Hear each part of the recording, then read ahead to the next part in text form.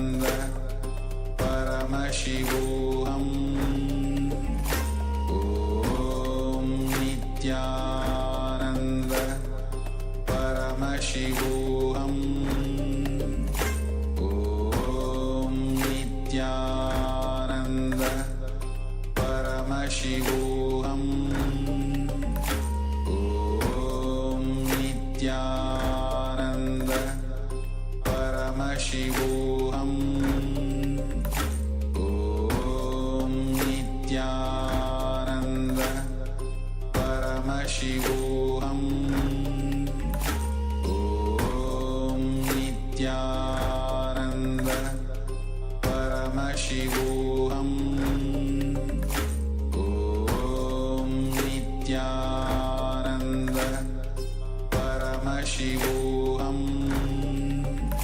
Om Nityananda Paramashivoham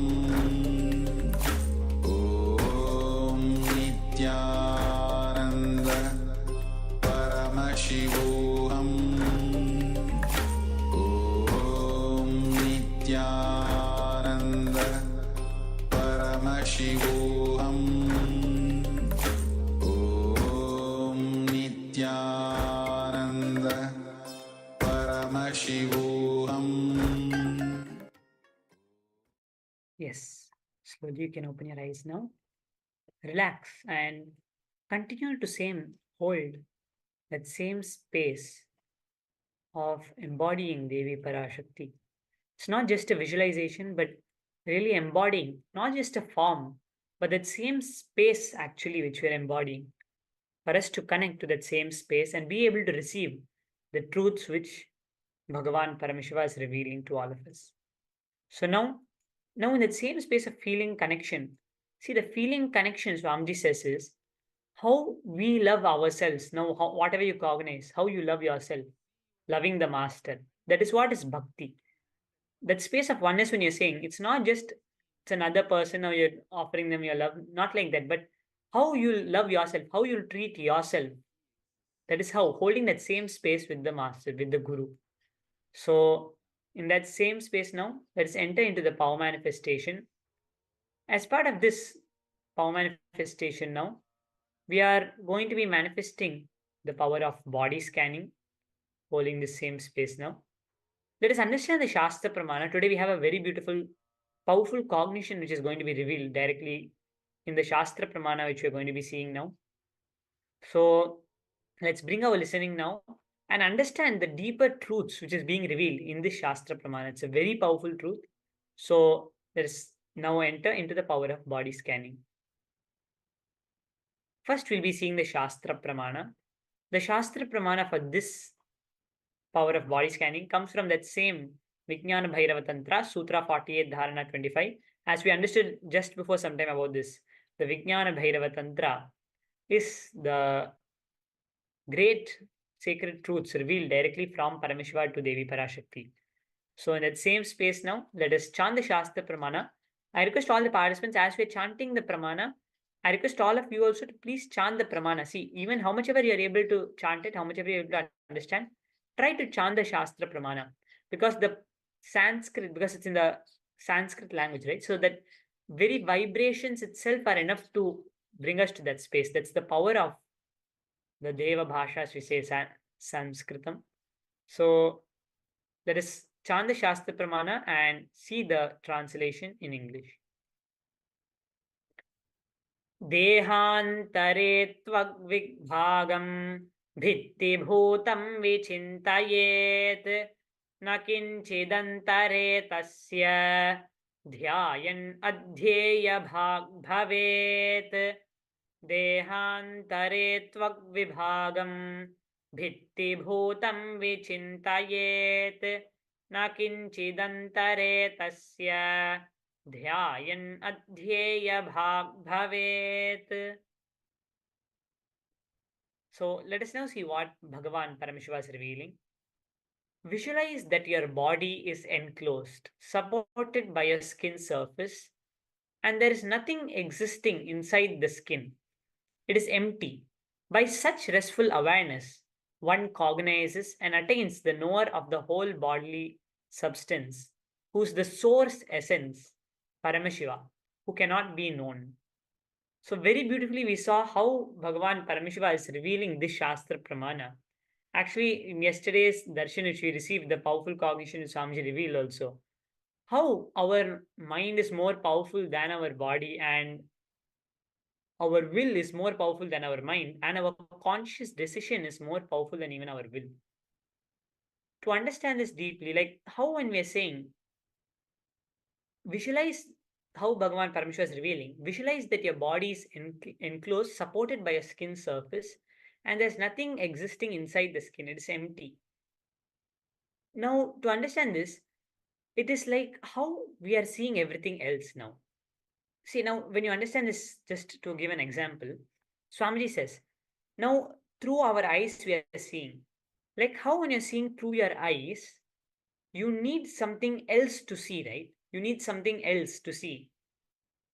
You cannot see, your eyes cannot see itself, our tongue cannot taste itself, we cannot feel our own skin in that same spot if you see. Same way, you need another to be able to experience something. Swamiji beautifully says that just like how our eyes cannot see itself, needs something else to see. Same way, because we are not our eyes. Same way, to exist in this body, to feel that we are existing in this body, there has to be another. Now, when we are understanding this, like how we have the states, different states, deep sleep state, dream state, waking state, the awakened state. From there is where we are manifesting this reality. To understand, the field is existing in this body. What we are saying, that consciousness, that is existing in this body. Now, when we are feeling our body, like the way how Bhagavan Paramashiva is revealing, visualize your body is enclosed, it is empty. By such restful awareness, one cognizes and attains the knower of the whole bodily substance, which is the source essence. That source essence, starting to witness the body, the way you're witnessing everything now in front of you. Now, how you're able to witness everything in front of you, you can move something which you want to in this reality, you're able to do something. It's because you're witnessing it. Same way, when you start witnessing your body, witnessing yourself, continuously witnessing yourself, holding yourself more and more as that consciousness, like how Swamiji was saying, understand you're not just this body. Yesterday during the darshan when Swamiji is revealing, not just this body, more and more going deeper into it, the consciousness, I am Paramashiva, holding that more and more as your existence. When we start doing that, all of that, we start to witness this whole reality. When you're witnessing it, you're not engaged into it. So whatever is in this reality does not affect you. And you can simply play with this whole reality the way you want to. So when you start to witness it, like how you're able to witness everything in front of you, you're able to see something, a laptop is in front of you, or whatever is there in front of you, you're able to see it clearly. Same way, you'll be able to see and manifest this power of body scanning with your body.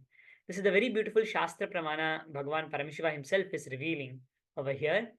And let us continue to hold the Shastra Pramana in that same space after the meditation which we just now did. And now let's see the Apta Pramana for this power of body scanning. Over here we can see the daughter of the merchant Shivanesha Chettiyar. Her name was Angam Poombavai. She died when she was bitten by a snake. And Tirujnana Sambandar, a famous saint, came to Tiruvottiyur in his pilgrimage. He was invited to the Kapalishwara temple. And when he was over there, he sang, Tirujnana Sambandar sang a padigam, a praise of Lord Kapalishwara, sang a hymn, and she was resurrected from her ashes, the ashes from where she was resurrected. And very beautifully, how we can see over here, how it's revealed. Sambandar realized that the miracle was the divine grace of Paramashiva. How Paramashiva, just by chanting it, by connecting in that same feeling connection with Paramashiva as we did the meditation, right? That same feeling connection, allowing Paramashiva's energy to flow through us, flow through him. He was able to manifest this power and revived the Angam Poombavai from her ashes and was able to bless the whole humanity and chant and experience that space of Paramashiva. So same way how we can experience this space. See, when we're saying the feeling connection, it's for us to understand that we are not doing anything in this reality. We are not doing anything in this reality. Even what we have, we do not have even surely we do not have the power. Like we are not, every time you are not aware that you are breathing, surely you are not breathing. Because if you were said that you have to breathe, then we don't know what will happen, because we do not even have that space of awareness. We are surely not existing in the reality the way we think we are existing. We are not like that. To understand that Paramashiva, that Swamiji is existing as us, it's only Swamiji manifesting as us. How many things are going in, even if we just see our own body, how our heart is functioning, our whole system is functioning, all of these various ways. we do not know about it itself, then how can we say that we are existing as this reality, we are existing as this body? It is surely only Paramashiva who's existing and who's manifesting through all of us. So to understand that, that is the feeling connection, what we are saying. And the Atma Pramana we can see over here directly from Swamiji's life. Swamiji says, only when I had a hand fracture, I went for surgery and I went for checkups due to the poisoning. When they detected heavy metal quantity in different of my organs, I used more of diagnostic centers, and through the power of body scanning, I found out what is the problem, imbalance, and where balance has to be done. Like how we are just, when you see something now, if something is a little bit messed up, you're just able to simply arrange it. Like in this reality, when you're saying, okay, now all the clothes are there, all whatever needs to be done, you're able to do it. Same way, when you're starting to witness yourself more and more, you're understanding I'm not just this body, not limiting yourself to this body, you'll simply be able to just open up and fix whatever needs to be fixed in the body, do whatever is needed to be done through this power of body scanning. So let us now enter into the manifestation for this power of body scanning. As part of this first round, holding that same powerful cognition, let us enter into this power of body scanning and holding that same feeling connection with Paramashiva, to understand only Paramashiva is manifesting, only Paramashiva is existing. The same space of Paramadvaita. Swamiji says that is that space of bhakti. Holding that space, let us enter. In this round, we are going to be scanning our own self, just the first level of the manifestation we are going to be doing. And throughout the day, we'll go through the higher levels. But as part of this round now, we are going to be doing scanning our own self. So let us now connect to Swamiji in that same space of feeling connection. Chant the Mahavakya. And let us manifest this power of body scanning. Paramashivoham Om Nityananda Paramashivoham Om Nityananda Paramashivoham Om Nityananda Paramashivoham Om Nityananda Paramashivoham.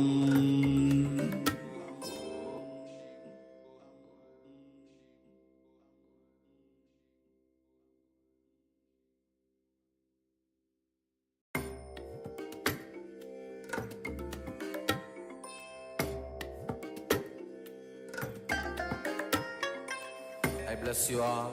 Let you all open all your three eyes and manifest the powers of Mahasudashiva. Om Nityananda Paramashivoham Om Nityananda Paramashivoham Om Nityananda Paramashivoham Om Nityananda Paramashivoham Om Nityananda Paramashivoham Om Nityananda Paramashivoham Om Nityananda Paramashivoham Om Nityananda Paramashivoham Om Nityananda Paramashivoham Om Nityananda Paramashivoham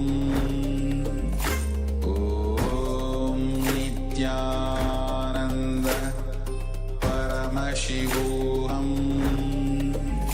Om Nityananda Paramashivoham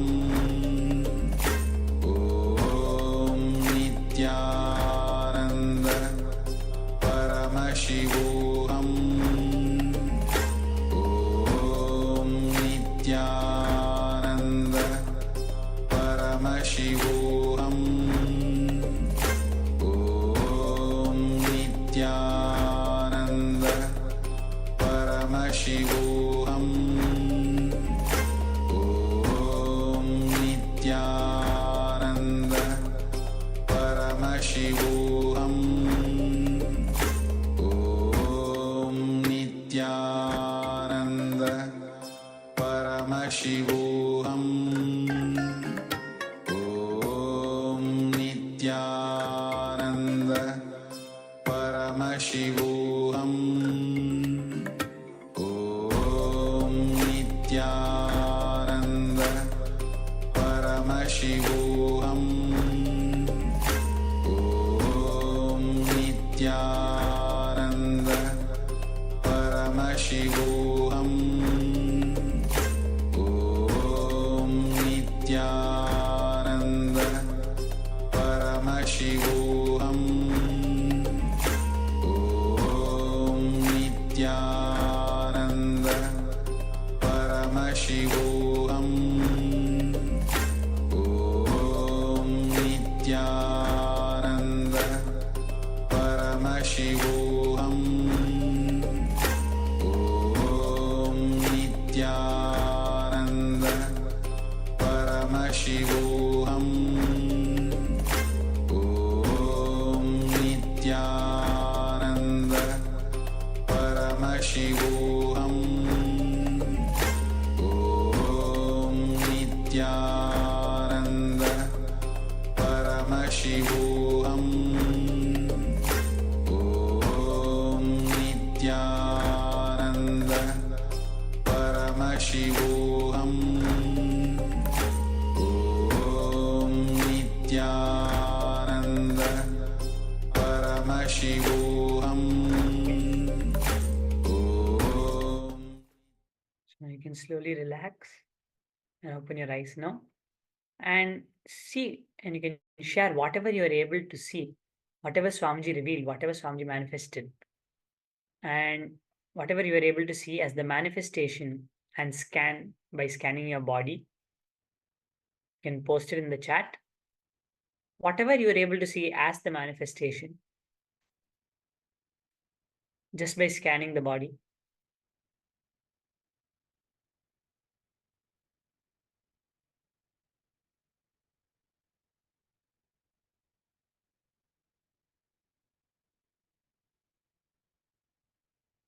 Verify all that manifested and see how Paramashiva has manifested.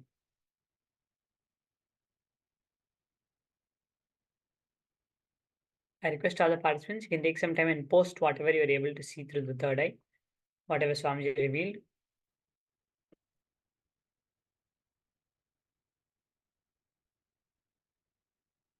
Okay, I see a participant has posted. Nityananda Jnana Yogini is saying, thank you very much for this amazing program with profound knowledge for new life. Really enjoying listening all those powerful cognitions. Thank you for posting, Ma. Thank you so much, Ma. Yes, Ma. Throughout the day, even the power manifestation part, see, the power manifestation is where we are seeing all these powerful cognitions getting revealed. Like how when you understand 2 plus 2 equals 4. Now, how that mathematical sum is working in whatever direction, any way you apply this logical sum, it's working. Same way, the powerful cognition, when it's given, it has to manifest as a power. So for us to be able to sit in the space and manifest those powerful cognitions into the power that's why the power manifestation time is given. We're doing the power manifestation where those powerful cognitions manifest. So thank you so much, Ma, for posting. Yes, Ma. So you can post whatever you're able to see which manifested also, Ma. And all the other participants also.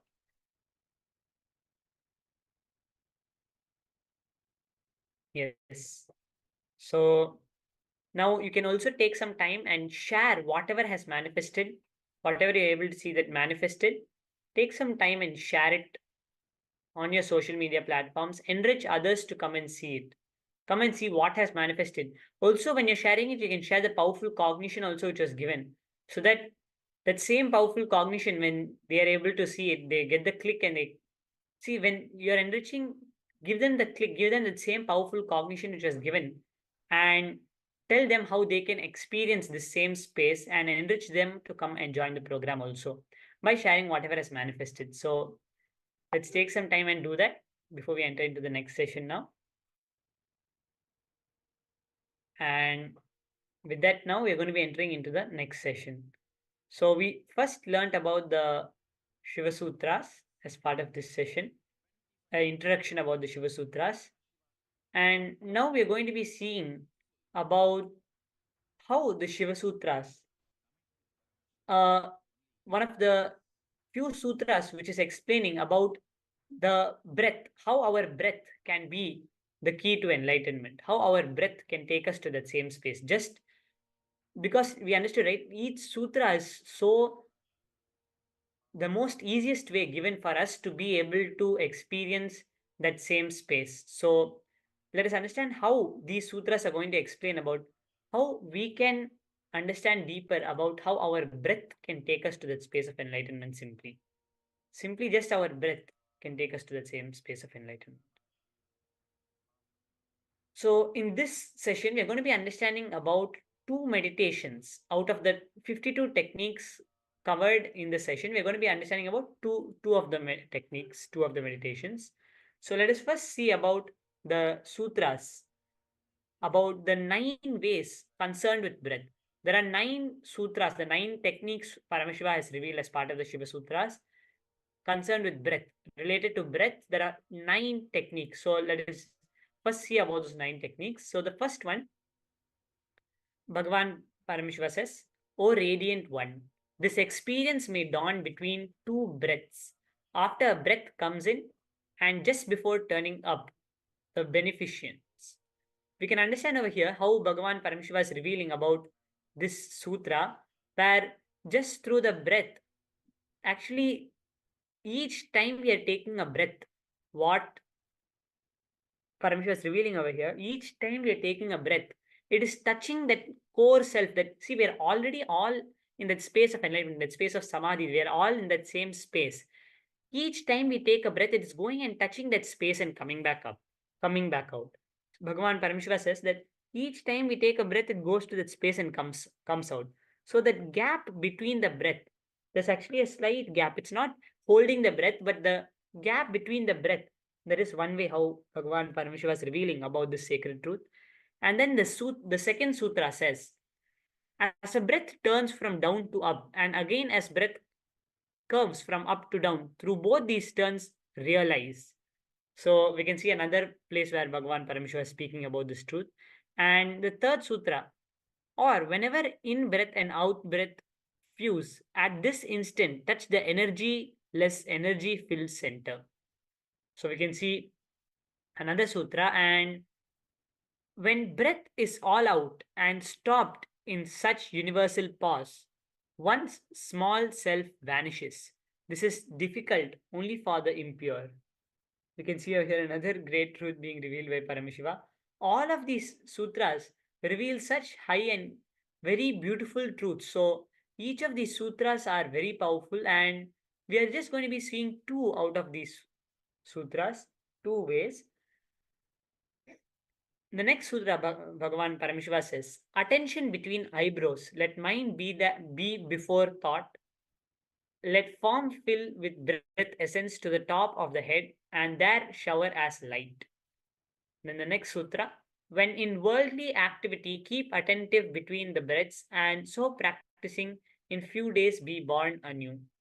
The last one, with intangible breath in center of forehead, as this reaches heart at the moment of sleep, have direction over dreams and over that itself.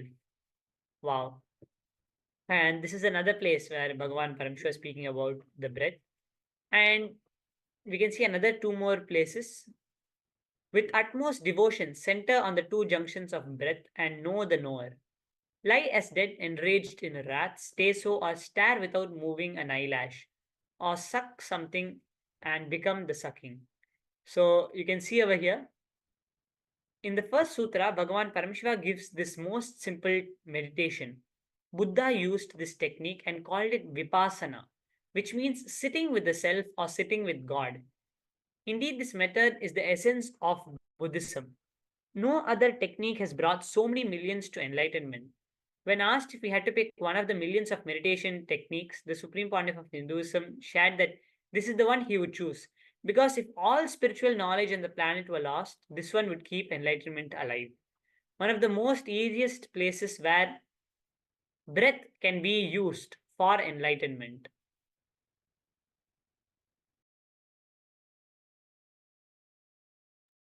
Yes, so I'll now be chanting the sutra and then we'll be going deeper into this sutra.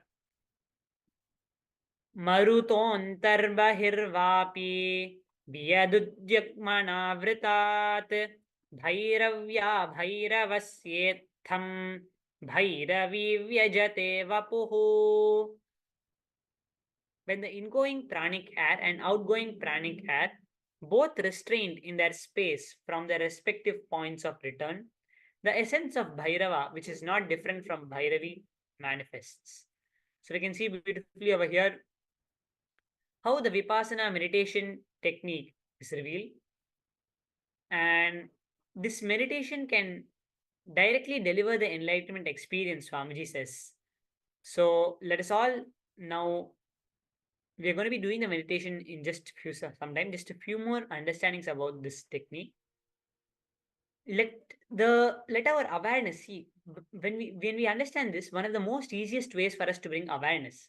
Why Bhagavan Paramashiva says, why Swamiji also has said many times, why we have to give attention to the awareness, give awareness to the breath. Because when we're giving awareness to the breath is something which we are always doing. When we start giving awareness to our breath, we start letting our consciousness start to run our life more.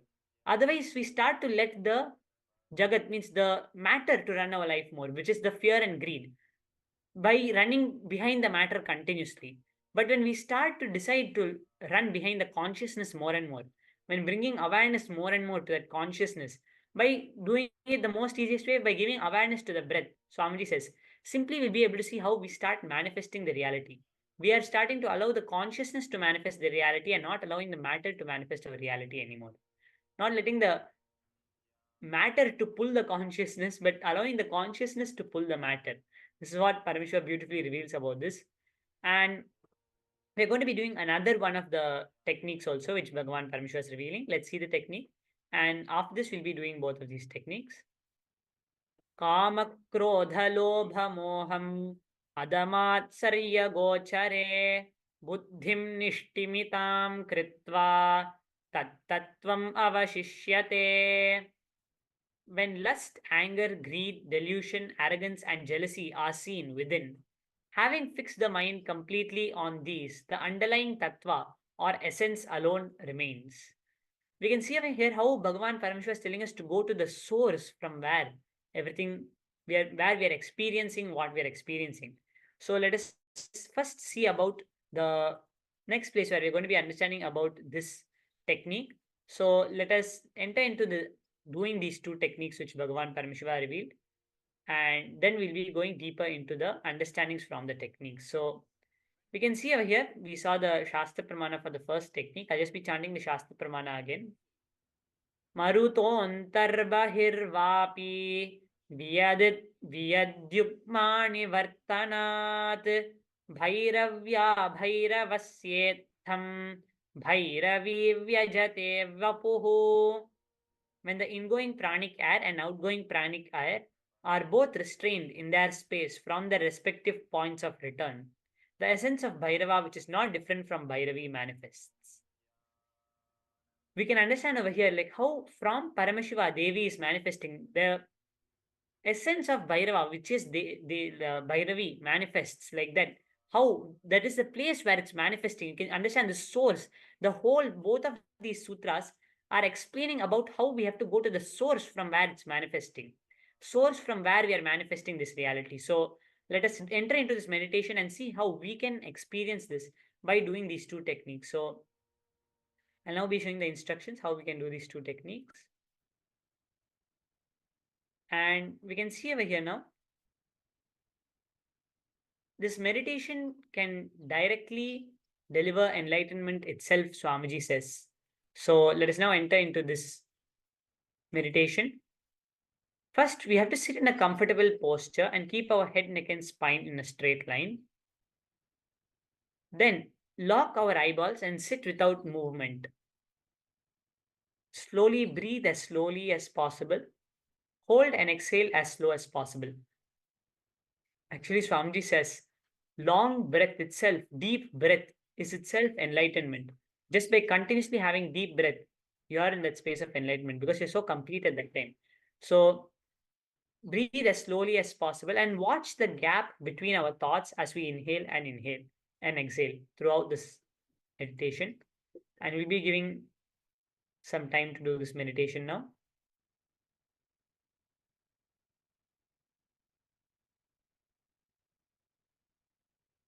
Yes.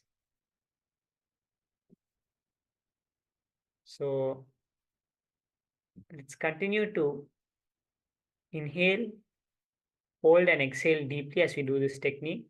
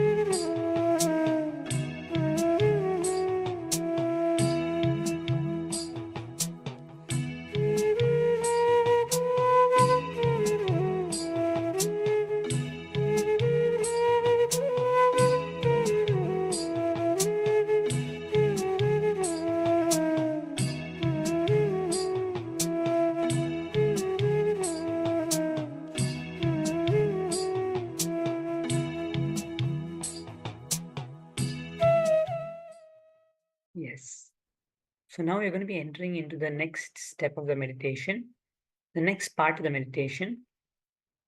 Now we did this, and now we're going to be seeing the next technique. I'll be chanting the technique, what Paramashiva revealed, and then we'll enter into the technique.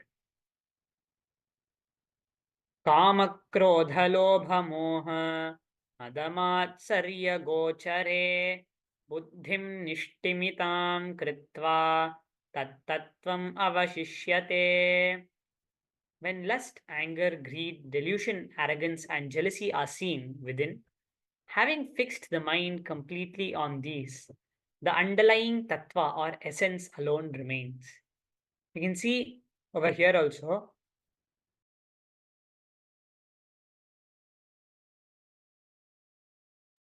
how Paramashiva is revealing about how we can find the source from where. Again and again, why Paramashiva is saying, we might ask, why are we, now I'm saying I'm consciousness, then why am I seeing all this matter if Paramashiva wants me to find my consciousness? All this matter we are seeing, to find the source from it. That's what Swamiji says very beautifully.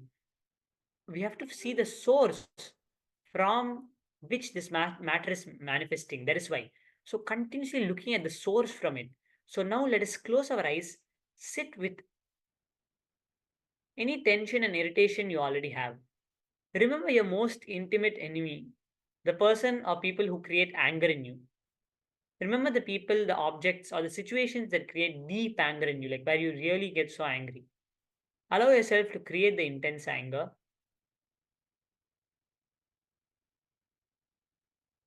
Few moments.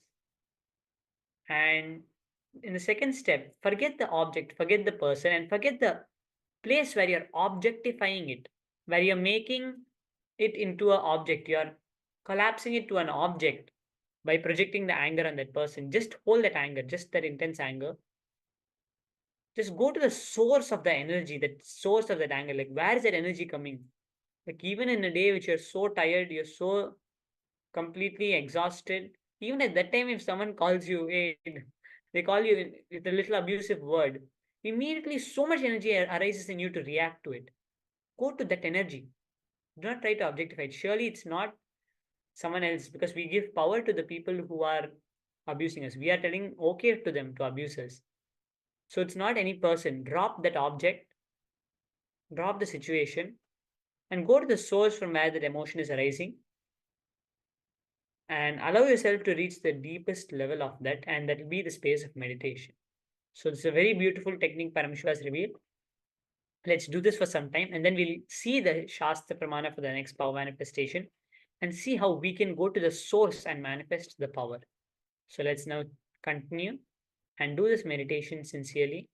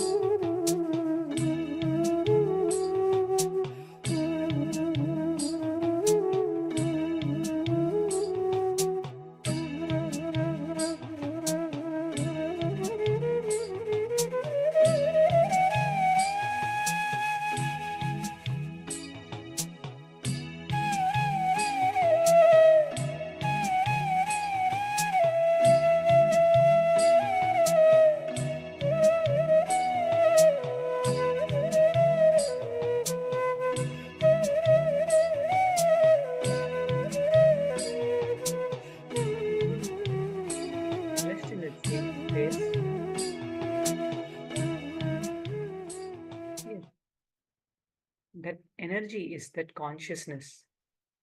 But we can decide whether we want to put it as anger by objectifying it or as pure love. When you're in the space of pure love, you're not giving it to someone else. You're just experiencing it as yourself. You being in yourself, experiencing it. But the moment we decide to collapse it into an object, it becomes anger. That same space of consciousness, that same energy. So holding that same energy, we'll simply be able to see how we can find the source. Let's continue to do the meditation for some more time.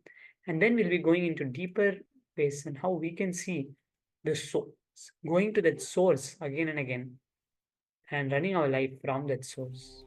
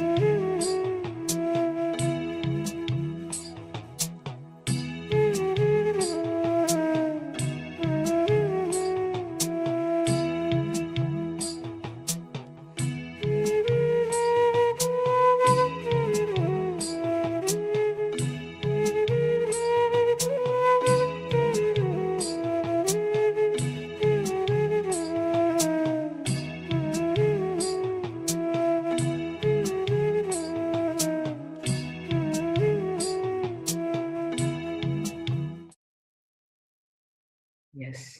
So slowly relax. And in that same beautiful space, hope all the participants enjoyed. You can post whatever you're able to feel, whatever you're able to experience. You can post in the chat, whatever you are able to experience from this exercise which you just now did. I see another participant has posted, Elizabeth Mary Crow has posted. Nityanandam, I'm in deep gratitude for this amazing sacred knowledge to help me perceive a new and better life ahead of me too. I agree, this is an amazing program. Thank you so much for posting, Ma. Yes, Ma, it's very much all these sacred truths. When we start to live and we start to cognize these sacred truths, we'll simply be able to see how more and more we are put in that same space of Paramashiva. More and more we'll simply be able to rest in that space of Paramashiva.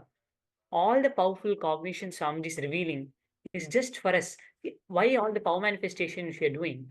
The power manifestation is just for us to be able to get that trust, more and more that trust, just for us to be able to start experiencing that space more and more. Because when we are able to see something physical, because we are only seeing this reality, when we are able to see something physically manifesting, we start developing that trust on that source. We complete all our basic desires we have over here, and we are able to start bringing more and more trust on the source. We're able to see the source more and more. So, as we just did the exercise now, let us finish this exercise now. Can relax slowly. This technique, what Paramashiva Bhagavan Paramashiva says, it has to be done when really anger is there, so that it's more clearer and more authentic, the expression. So anytime next time we can use this technique, start using all the powerful cognitions which are being revealed in our lives. When we start to use it, start to engage and start to participate and use it in our life, that is when we start to see the difference. Then only the power manifestation happens. See, the power manifestation is like a science as we understood the Shiva Sutras, all the Shiva Sutras. The cognition, we have to make it as our cognition. Like how we have made it as our cognition. When we were a child, we did not know anything. We started making everything as our cognition. I can walk, I can talk. Like if you see a color green, your mother or the person who's with you would have told you this is color green. So many times, again and again, this is color, this is green, this is green. Slowly, you started telling, okay, this is green, and you started projecting it as a power, as the power of this is the green. But same way, that is how all the children are taught. When you are a child, how much you again and again stood up, how many ever times you fell down, you again and again stood up. It's because you're seeing people around you standing. And at last, at one point, that click happened and you stood up completely. You were able to just stand. It takes at least, they say, almost 1 year for a child to start walking completely.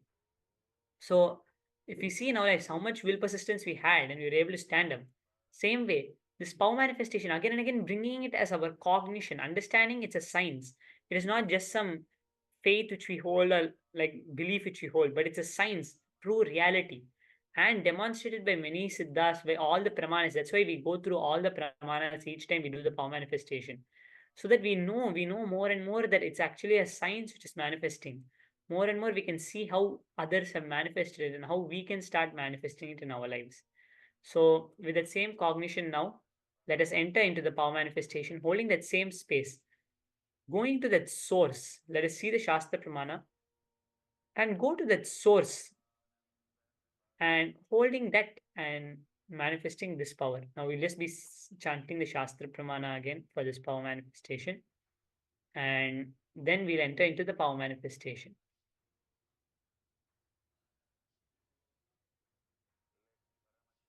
Yes. So I request all the participants now, as we enter into the power manifestation, let's drop everything else we are doing, bring our complete attention, like how we understand. When we bring our complete awareness, we have to bring our awareness when we did the exercises. Complete awareness, like how when you are studying to become someone, how much power you put into it, how much energy you put into studying to become that, and how much you are practice again and again, you practice it. You, like if you're a doctor, you have to practice in the hospital, and then you said, okay, I'm a doctor, I have this much experience, you say. Same way, we have to practice, we have to start living it. It's not just practicing it, but in this case, it's instant. When we immediately start living it, immediately we start. That's why it's living enlightenment. We just have to decide to start living it. Immediately we'll start to see that we start creating that same space, start creating that same ambience around us. So let's now chant the Shastra Pramana, come to that space of listening now, and try to bring that cognition as our cognition. Like when we start to question it a bit, start to understand it a bit more, when we question it, then it will become our cognition very easily. Because like how when you go for your first maths class, you'll be asking so many questions. Oh, how do I sorry, I forgot, can you explain that a little more clearer? 1 + 1.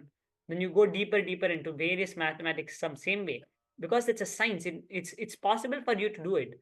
Same way, this is the same way how all these powerful cognitions are a science. They are like, if you cognize this cognition, you start living enlightenment, you experience this state. It's a science. This plus this equals to this. So same way, all these cognitions revealed by Paramashiva manifest immediately as our reality. If at all it's not yet manifesting, we have to see where are we still missing in completely cognizing it. Am I completely living it? It's not necessary we have to just sit in meditation the whole time. Even throughout the day, everything we are doing, continuously holding the same cognition and doing it. So now let's see the cognition and start to do the manifestation. I'll just be chanting the Shastra Pramana. As we saw, the Shastra Pramana is from the Vijnana Bhairava Tantra, Sutra 48, Dharana 25. So now I'll be chanting it and then we'll see the cognition from it. Dehantare tvagvibhagam bhittibhutam vichintayet na kinchidantare tasya dhyayanadhyeya bhag bhavet. Dehantare tvagvibhagam bhittibhutam vichintayet na kinchidantare tasya dhyayanadhyeya bhag bhavet.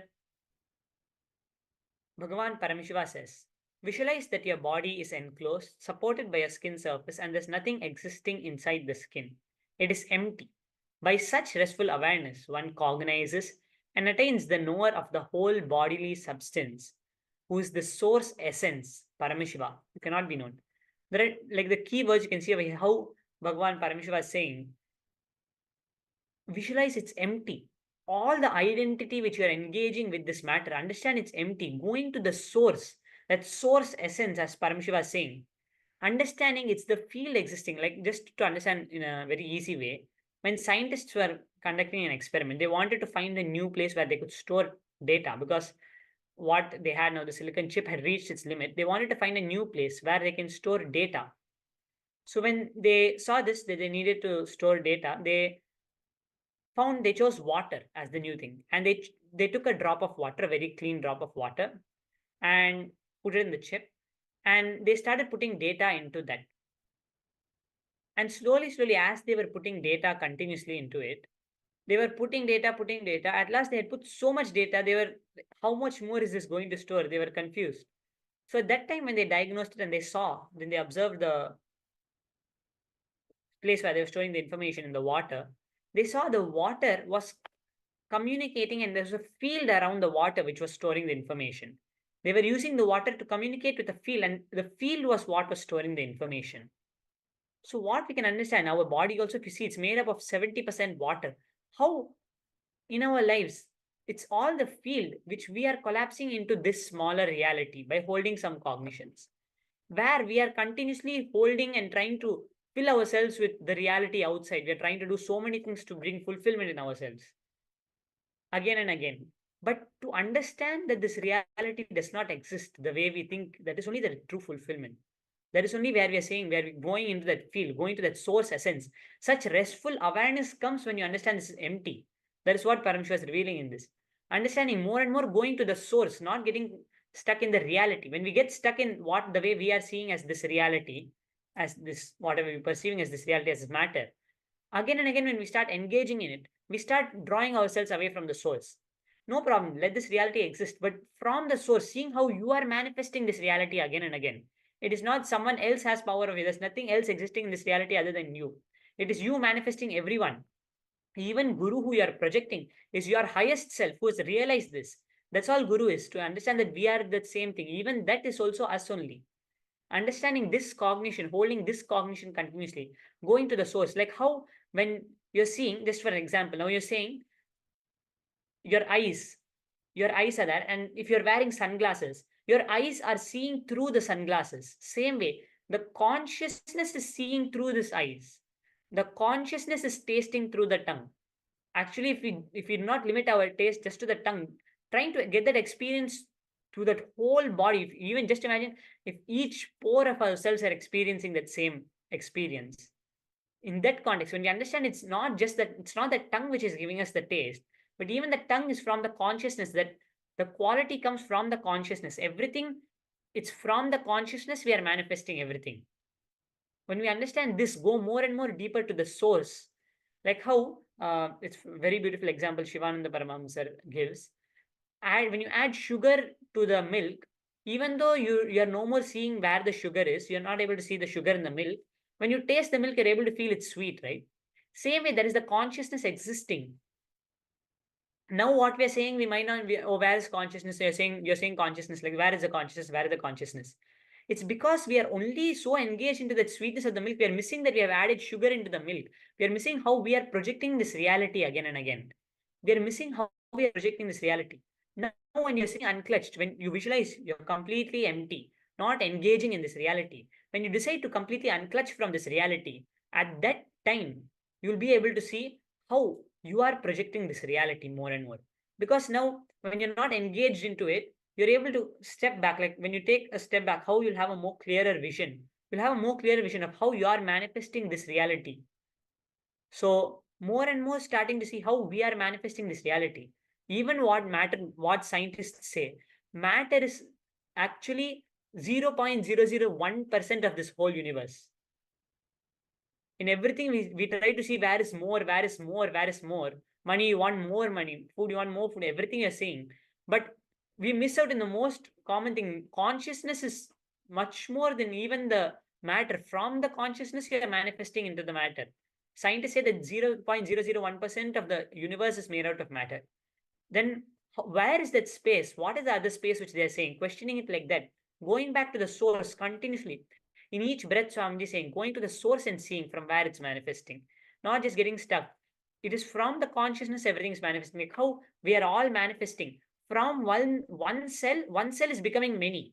So each of those cells which are manifesting from that one cell will contain the information from this one cell. Will contain that one cell properties. Same way, from the consciousness we are manifesting this whole reality. So the whole reality is made out of the consciousness. Again and again finding the source from where that consciousness is manifesting. That is what Paramashiva is beautifully describing in this sutra for us to all understand. So now let us see the Apta Pramana. We saw it last time just for the any people who have joined newly.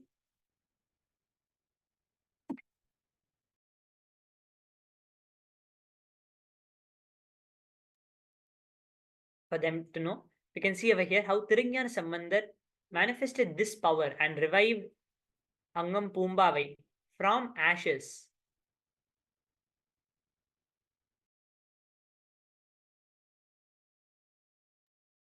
He was able to chant the Padigam in that feeling connection with Paramashiva. When we connect to Swamiji, we are connecting to the essence. Swamiji is nothing but that manifestation of that source essence, the consciousness embodied in the body for us to relate with that consciousness as Paramashiva. There is that space of Paramashiva. Understanding I'm not just limited to this body.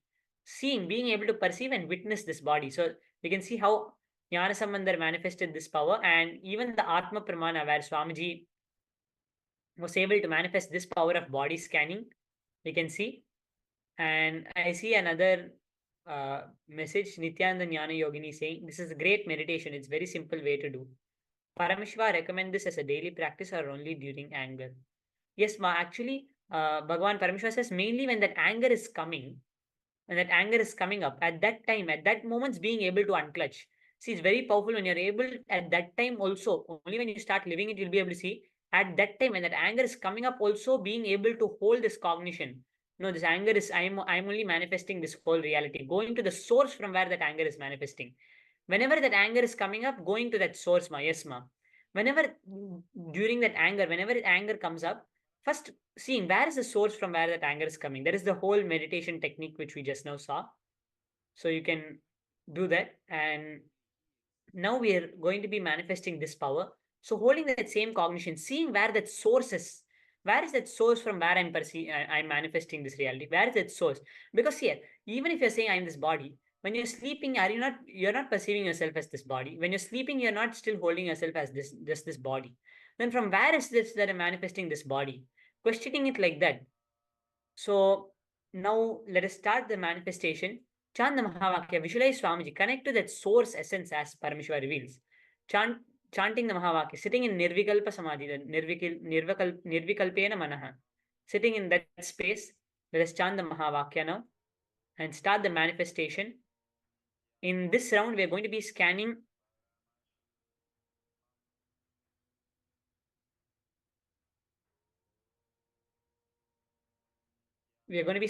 the other people for where we can see other people's. We'll be scanning the internal health for other people. Scanning, you can form a partner and you can scan the person's body and tell them where they're experiencing any incompletion in their bodies and how they can complete with it. So let us now start the manifestation. I request all the participants. Now connect to a partner. You can call up anyone and you can connect to a partner. Okay, I see a participant is asking, don't we all have the same source? Yes, ma, that is the space of oneness. When you understand that I am only manifesting everything around me. Like how when you're sleeping, if you have a dream, suppose, everyone is sleeping on their own beds. But how in your dream, suppose your mother is coming, your son is coming, or your relatives are coming, or your friends are coming in your dream. From where are they coming? They are all sleeping on their own, they're doing their own work. But when you go to the lower state of existence, you're able to see how you are manifesting that reality. When in your dream, you are projecting, you are manifesting your friend to come and stand next to you. You are manifesting either your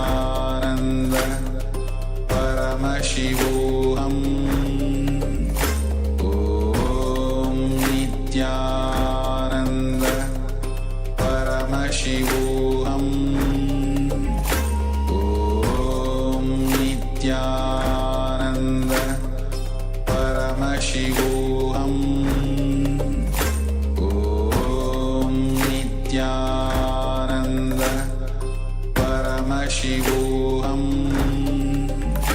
Om Nityananda Paramashivoham Om Nityananda Paramashivoham Om Nityananda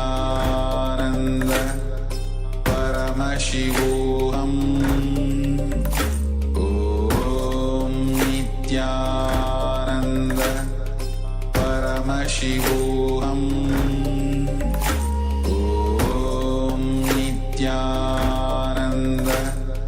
Paramashivoham Om Nityananda Paramashivoham Om Nityananda Paramashivoham Om Nityananda Paramashivoham Om Nityananda Paramashivoham Om Nityananda Paramashivoham Om Nityananda Paramashivoham Om Nityananda Paramashivoham Om Nityananda Paramashivoham Om Nityananda Paramashivoham Om Nityananda Paramashivoham Om Nityananda Paramashivoham Om Nityananda Paramashivoham Om Nityananda.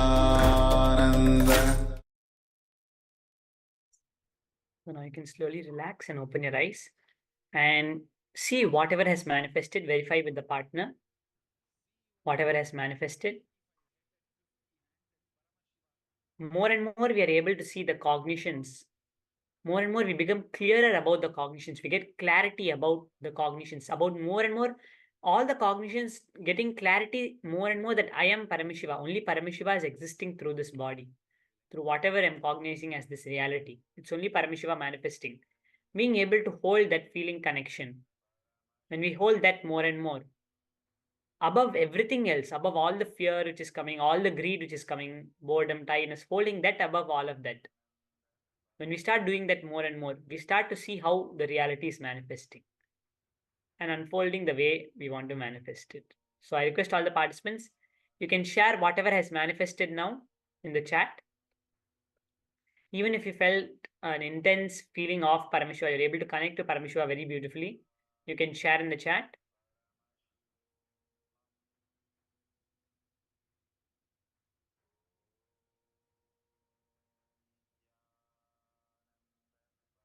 Yes. Well, were you able to see anything which manifested, Ma? Okay. All the other participants, even if you're watching on the YouTube chat, you can post.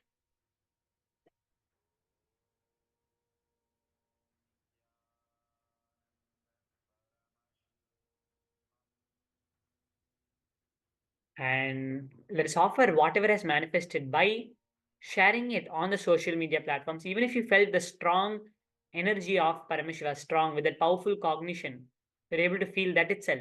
That's more than enough. You have started manifesting.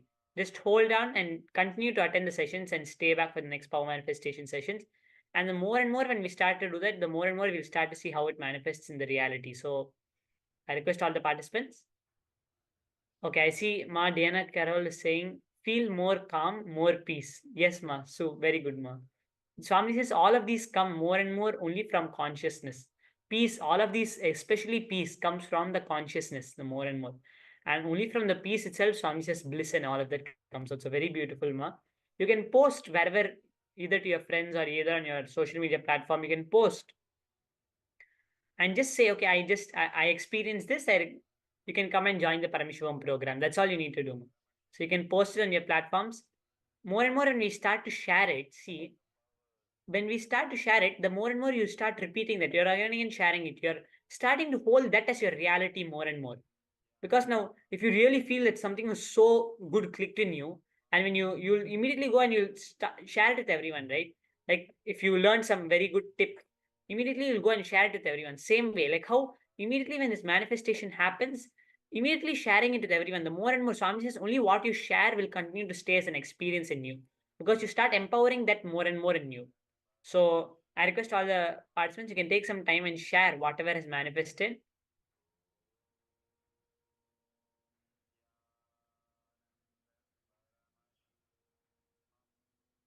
Yes. So I request all the participants, you can take some time and also offer the gratitude. By when we are sharing it, we are literally offering our gratitude to Swamiji for manifesting in us, by allowing more and more people to come and manifest and have the same experience. So let us hold the same space.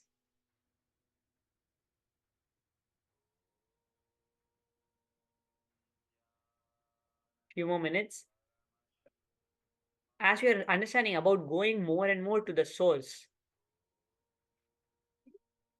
all the various things which you're experiencing, it's only because we are already in that state. It's not something we have to become. We are saying enlightenment, all of that, it's not something we have to become yet.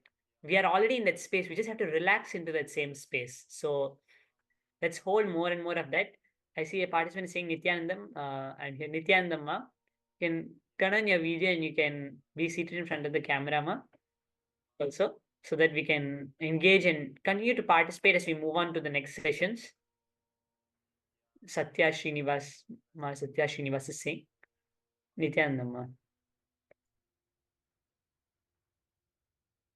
Yes, so after that beautiful experience of the power manifestation and the various meditations which we did, we are going to be going more and more deeper actually into various other techniques from the Shiva Sutras. So I sincerely request all the participants, you can stay back and attend all of those sessions, because throughout the day, all these techniques will start building up as the cognitions in us. The more and more we start holding these cognitions, they'll start building up. And then the energy, when we sit for the darshan at that time, why we have to attend the whole day's program, it's because all of these cognitions are the preparatory process for us to raise ourselves to that frequency to be able to receive what Swamiji is giving. See, only when we receive what Swamiji is giving, Swamiji will be giving continuously, but we have to be able to receive it. We have to be in that same space when the darshan is happening. All of this is to train our mind and body to be able to sit in that same space continuously. Then when we sit for the darshan, we are completely in that same space of restful awareness and completely in awareness and attention to the darshan. At that time, Swamiji directly manifests in us and reflects that same reality in all of us. So I request all the participants, make sure you're participating and engaging throughout the day as we move on to the next sessions. And with that now, we'll be concluding this session. Hope all the participants are able to finish posting whatever manifested and whatever you're able to see as the manifestation.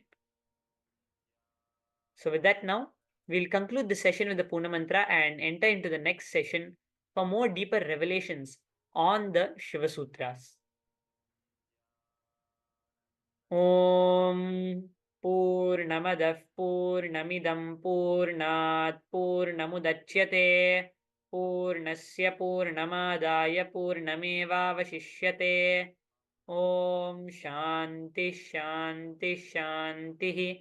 Hari Om Tat Sat. Sarvam Bhavat Shri Nithyananda Paramashiva Padukarpanamastu. Om Nithyanandam. I thank all the participants for participating and joining for this session. Please stay tuned as we move on to the next sessions, connect with the next Acharya, where we're going to be going deeper into the various truths about the science of unclutching from the Shiva Sutras. So let us stay back and making sure we are attending and participating throughout the day. Thank you so much. Thank you, Nithyananda.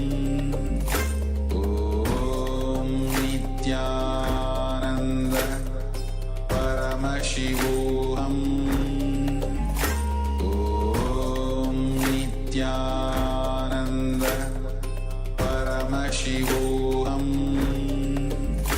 Om Nityananda Paramashivoham Om Nityananda Paramashivoham Om Nityananda Paramashivoham Om Nityananda Paramashivoham Om Nityananda Paramashivoham Om Nityananda Paramashivoham Om Nityananda Paramashivoham Om Nityananda Paramashivoham Om Nityananda Paramashivoham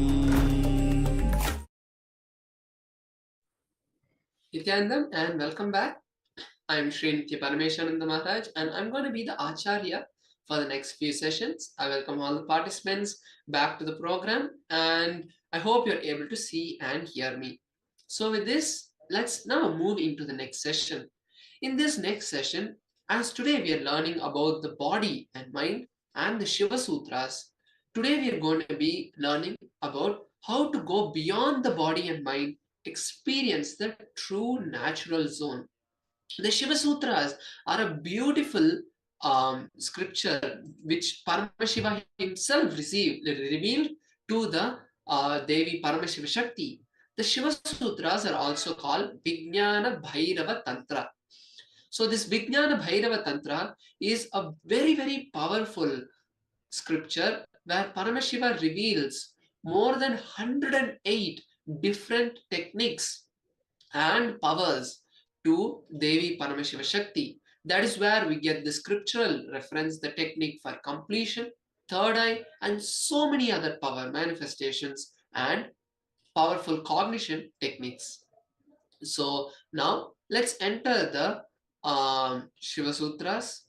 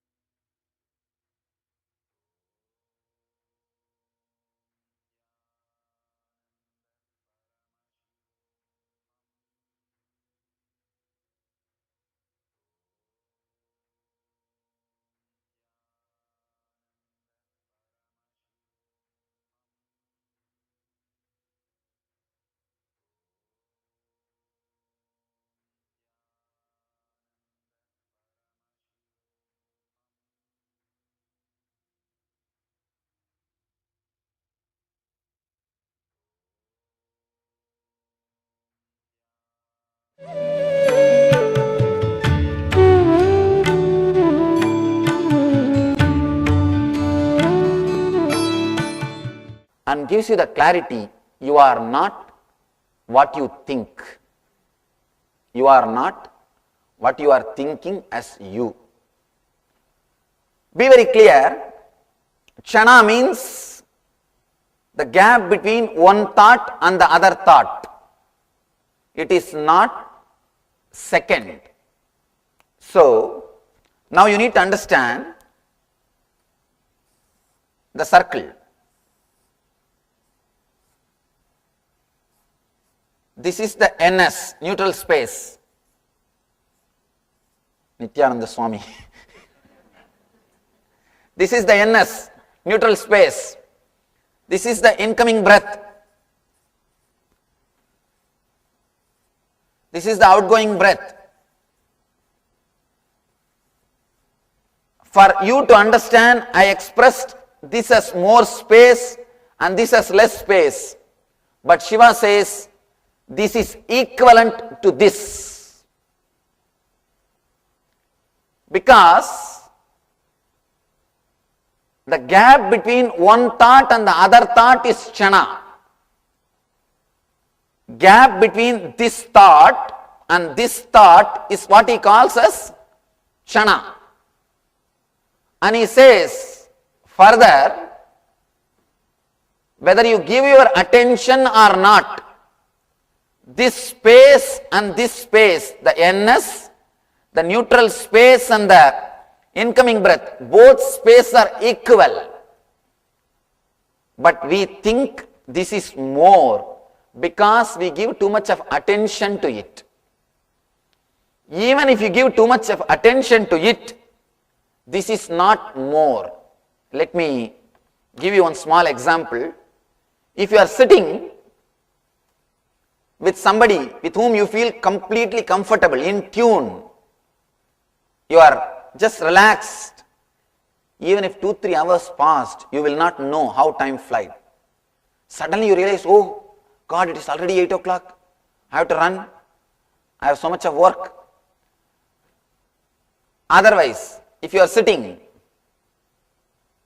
with somebody with whom you don't feel comfortable or with whom you don't feel relaxed, every 5 minutes what you will do? You will see the watch and you will say, what is happening, whether my watch stopped or not? Don't you have any other work?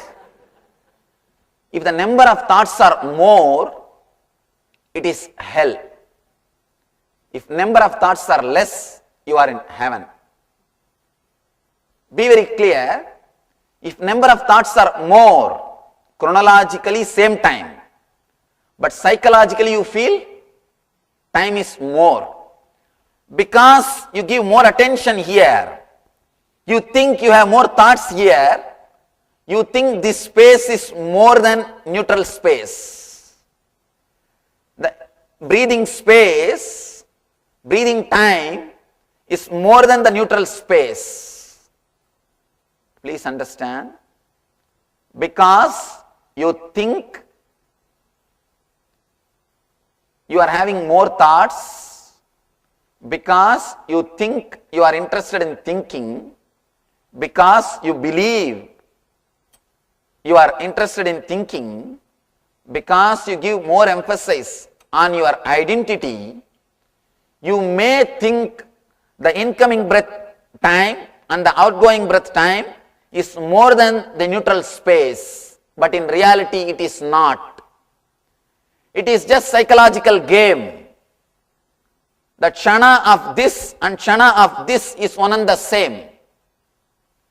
Kshana of this, kshana of this time, the way in which your mind moves. Because you are having too many number of thoughts, you think this space is more. But in reality, this space is not more. One more thing, how you miss the depth of this space. Here also you have identity, means incoming breath space.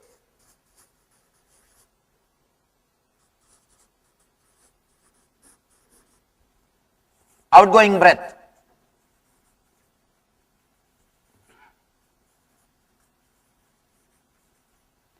Here also you have identity. Here also you have identity. Identity is the space which you know. Here you don't have identity. The big problem is when there is an identity, you are able to connect and see all the identities. You connect and see. Let me be very clear. Let me give you in this way.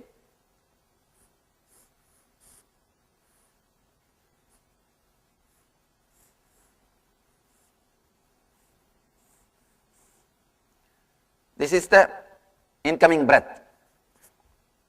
This is the outgoing. This is again incoming.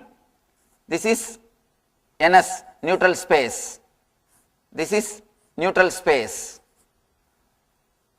Because here your identity exists. This again outgoing. This again outgoing.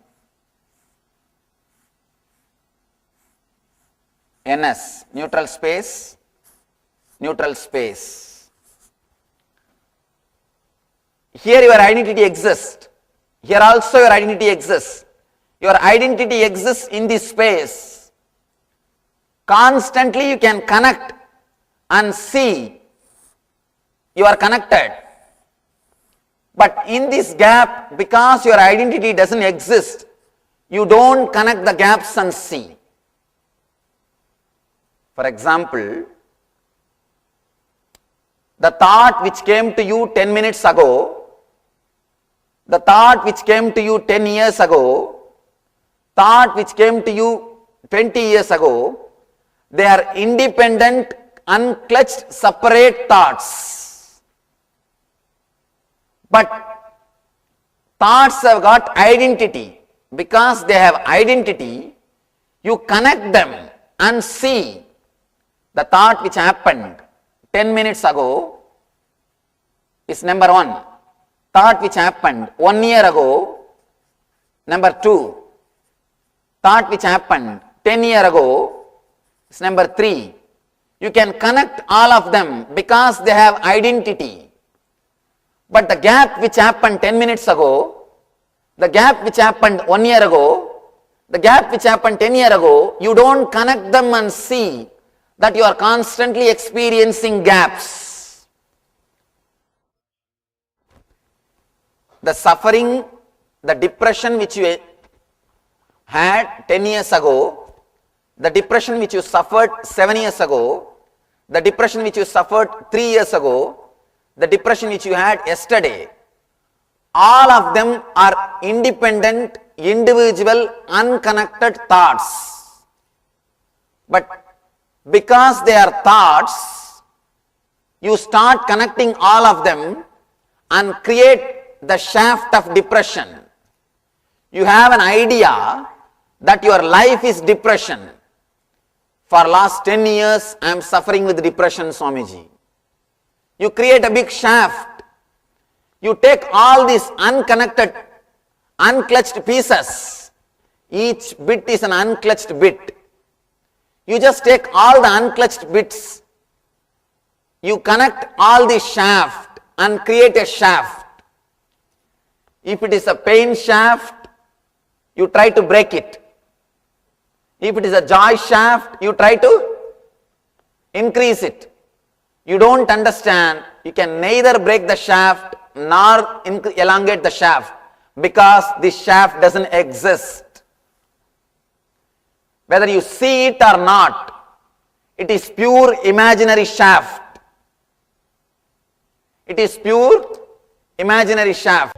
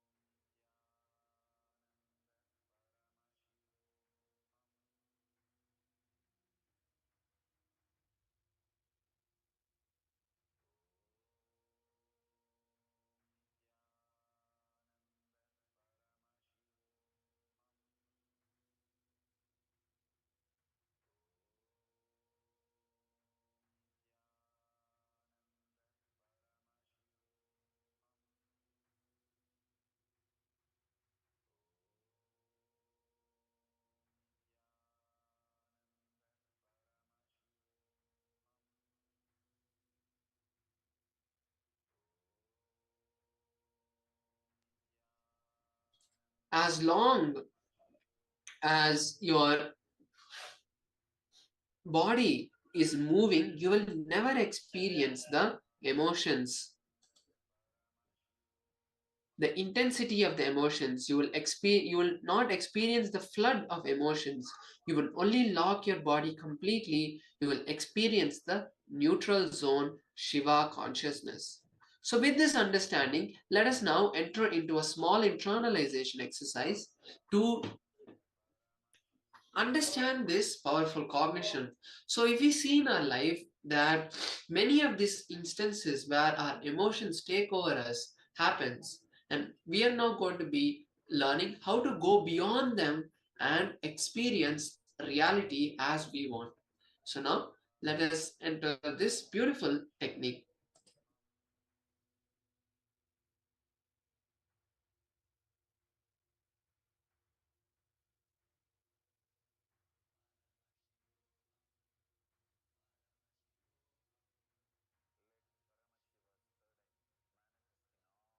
So now I request all the participants to come into a comfortable seated position as we enter this meditation technique. Please sit with your eyes closed. Sit in a comfortable posture. And now lock your eyes without movement. Make the breathing as slow as possible. Hold the exhalation as slow as possible. Watch the gap between your thoughts. You're going to be doing this meditation technique for a few minutes.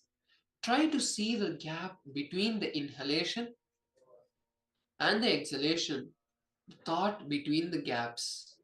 Let's now enter this meditation technique.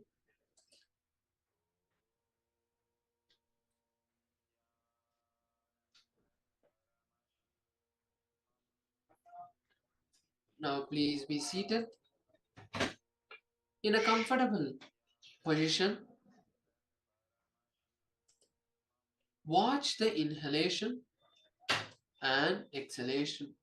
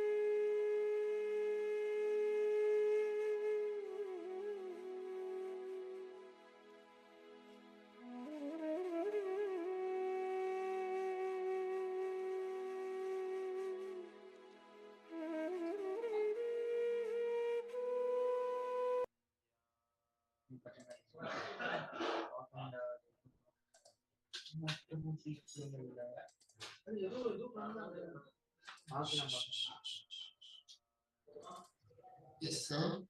Slowly. Very slowly. Please relax.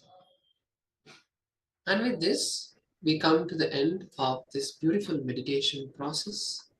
And now, let us enter the power manifestation session, where we are going to be manifesting the power of body scanning. So, we are going to be manifesting the power of body scanning now, the power of scanning our pulse. So, this power, you can manifest this power of scanning the pulse if you have a machine to scan, or a watch, a smartwatch, or if your phone has a scanner. Otherwise, you can manifest the power of body scanning. Scanning another partner and seeing what ailments they have and then revealing it to them. So let's manifest. We're going to be doing one round of the manifestation. So I request all the participants to be in the space of listening as I share with you the guidelines and instructions we are going to be following to manifest this power.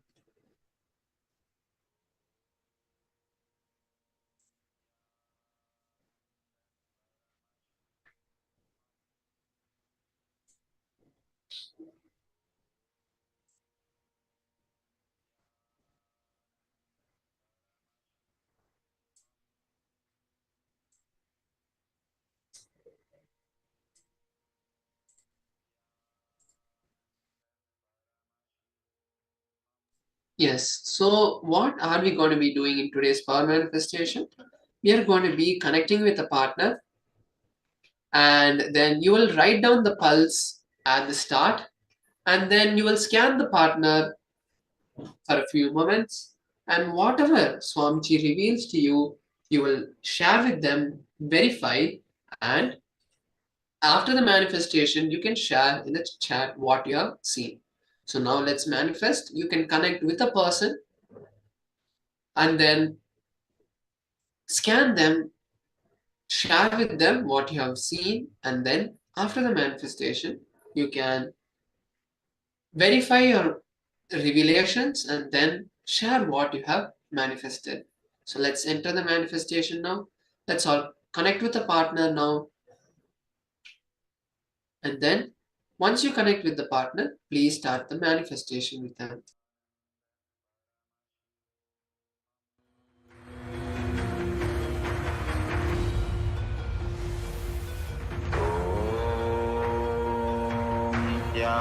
Nityananda Paramashivoham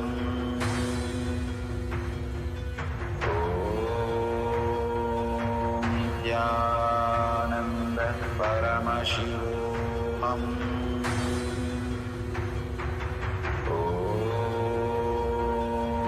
Nityananda Paramashivoham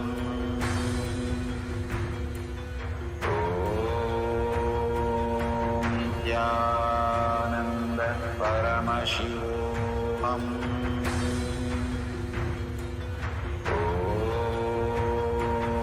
Nityananda Paramashivoham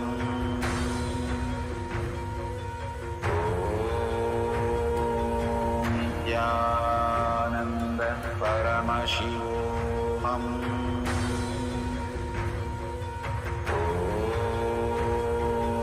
Nityananda Paramashivoham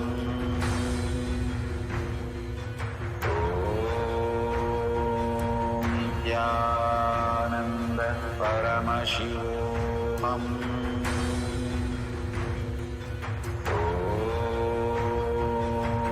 Nityananda Paramashivoham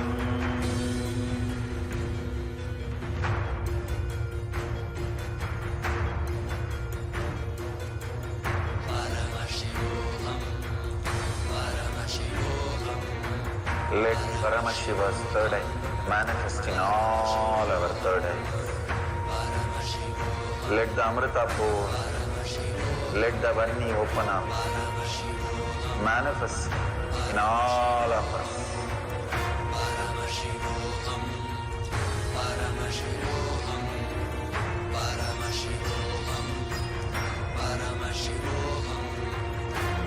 Paramashiva overflow, manifest the powers in all our third eye. Yananda Paramashivoham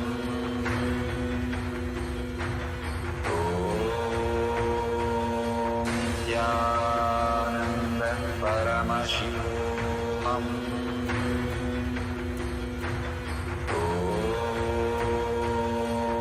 Yananda Paramashivoham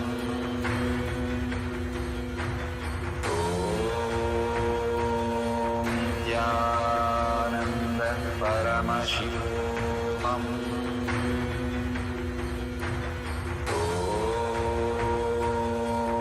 Yananda Paramashivoham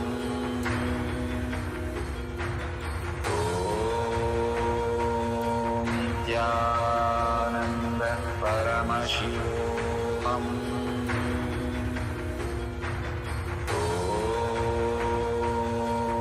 Yananda Paramashivoham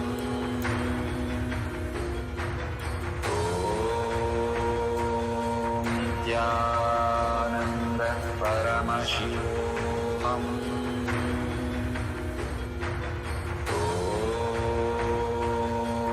Yananda Paramashivoham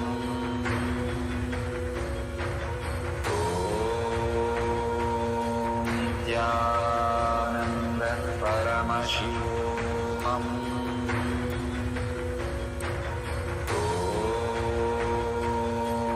Yananda Paramashivoham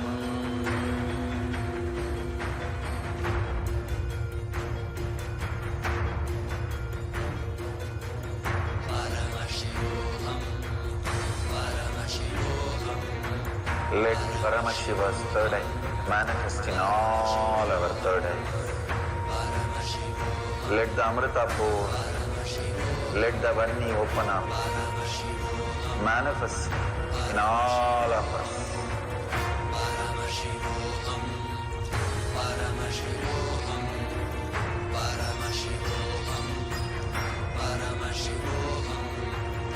Let Paramashiva overflow, manifest the powers in all our third eye. Yananda Paramashivoham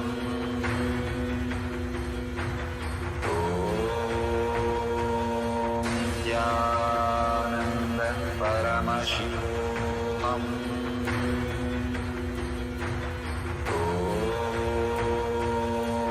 Yananda Paramashivoham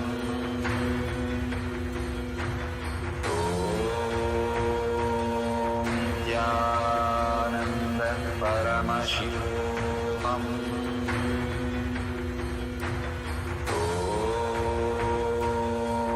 Yananda Paramashivoham Yananda Paramashivoham Yananda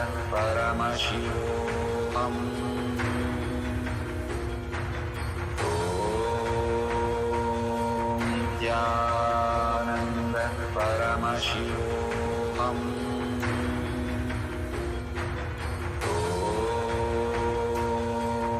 Yananda Paramashivoham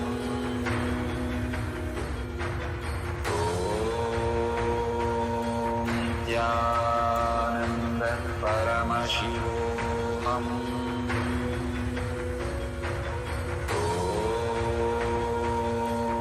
Yananda Paramashivoham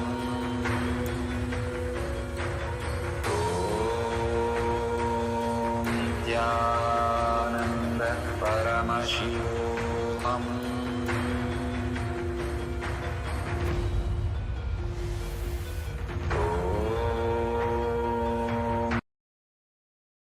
Yes, now move to the step of verifying the manifestation. Please verify with your partner what you have manifested during this round of the manifestation.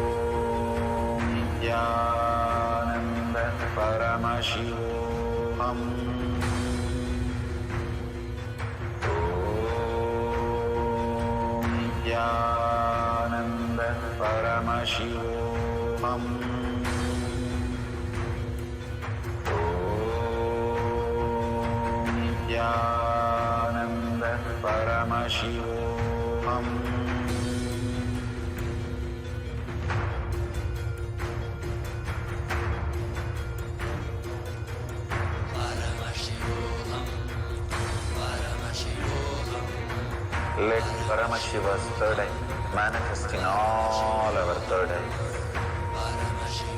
Let the Amrita pour, let the Vanni open up, manifest in all of us.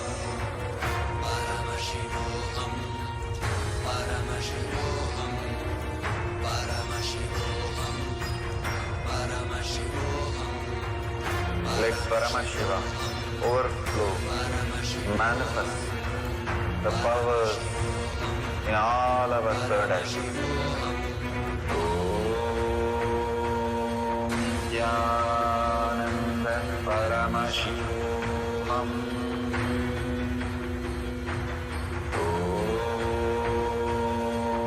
Yananda Paramashivoham.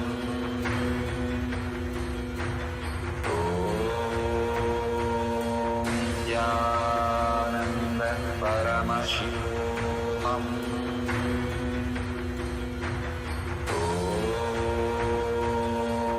Yananda Paramashivoham. Yananda Paramashivoham.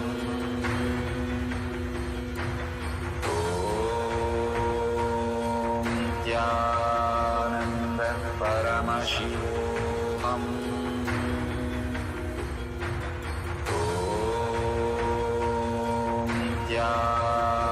Yananda Paramashivoham.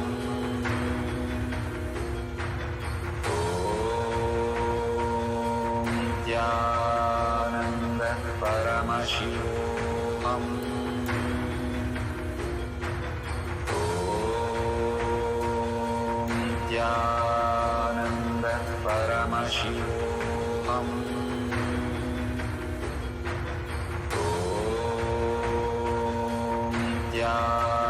Yananda Paramashivoham.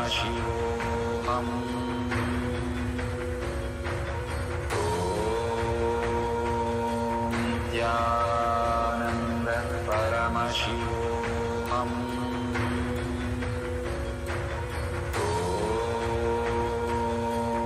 Yananda Paramashivoham.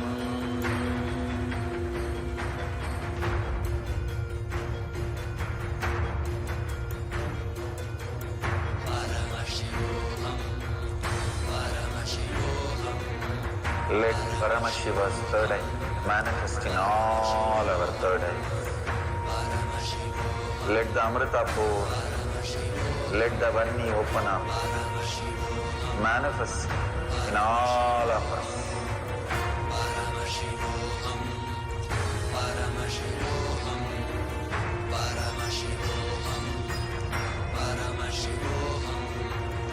Let Paramashiva overflow, manifest the powers in all our third eyes.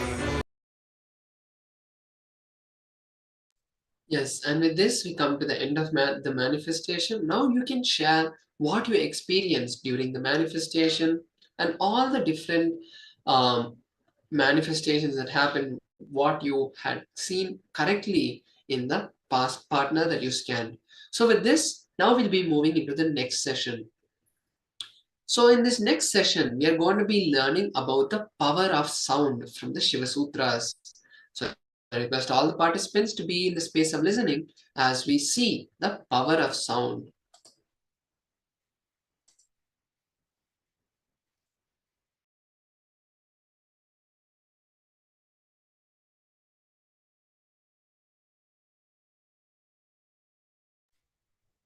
So the power of sound, what is the power of sound and how we can use the power of sound to complete ourselves?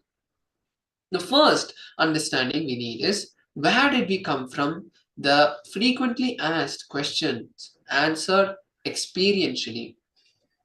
In this session on the Shiva Sutras, the Supreme Pontiff of Hinduism goes further into what composes the universe. All scriptures agree, from sound, everything else was created.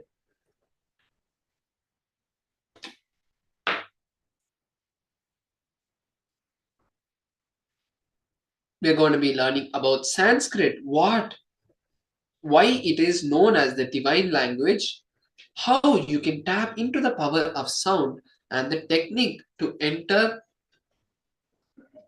into the meditation of the Shiva Sutras guided by Swamiji, and finally, the history of the Brahmastra, the nuclear bomb using vibration alone, and the 11 ways concerning syllables, sound given in the Shiva Sutras. So let's understand these various topics now. The Vedic seers, the Vedic masters declare that the whole universe is nothing but nada or sound. That is why they say Nadam Brahma.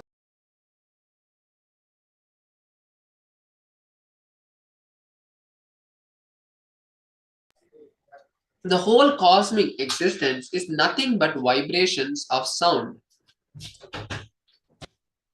All spiritual masters and enlightened beings, all spiritual traditions and religions, all mystics understood and experienced the power of sound. That is why whether the Vedas or the Bible or the Quran or the Dharma Sutras of Jainism, they all say that there was sound. From sound, everything else was created. Sound is one of the most important methods to awaken the higher consciousness in you. The Sanatana Dharma, Hindu language, is used just to convey a particular meaning or a logical concept. Language is used to transmit vibrations. Now let's understand about Sanskrit, the Deva Bhasha. Sanskrit means refined, purified. Sanskrit is not only linguistic, it has got a phonetic importance also. That is why there is no reason for the Vedic mantras can be altered. Even grammatical mistakes made by the rishis, the seers, the grammarians, or intellectuals are not allowed to change. You cannot translate poems or prose. If you translate, you can say what it means, but you cannot say what all the poet wanted to express. Maybe you can express only from one dimension. When we hear the same word spoken by different people, it creates a different sense and triggers different emotions in us. So it is the space and context from which words are created makes the meaning and not what is spoken. In Sanskrit, some words have multiple meanings. For example, the word Hari means Bhagavan Vishnu. The second meaning is also lion. Now, in what context in the word is used in the aphorism, that matters while translating the meaning of the aphorism, and Sanskrit, being a phonetic language, meaning sound-based language, imbibes the context while containing or using the words in the language. There's a beautiful Zen story. The teacup was kept in, there was tea kept in a cup. Somebody drank the tea, washed the cup, and poured that water into another cup. The second guy drank the water, washed the cup, and poured the water into the third cup. The third guy is drinking the water. What smell, what connection would be there with this water and the original tea? That is what will happen if you read the commentary of the commentary of the commentary. Now let's understand the Brahmastra nuclear bomb of sound. Brahmastra is a kind of nuclear bomb using the power of sound. Just by the sound, the power of sound, the ability to create such positive or negative energy. If the sound is used for creation, the enlightening of someone, it is called Brahmopadesha.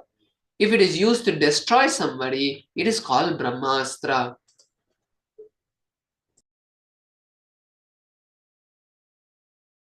Since Lord Brahma is considered as the creator of Sanatana Dharma, the Brahmastra was created by him for the purpose of upholding Dharma, the cosmic law and truth.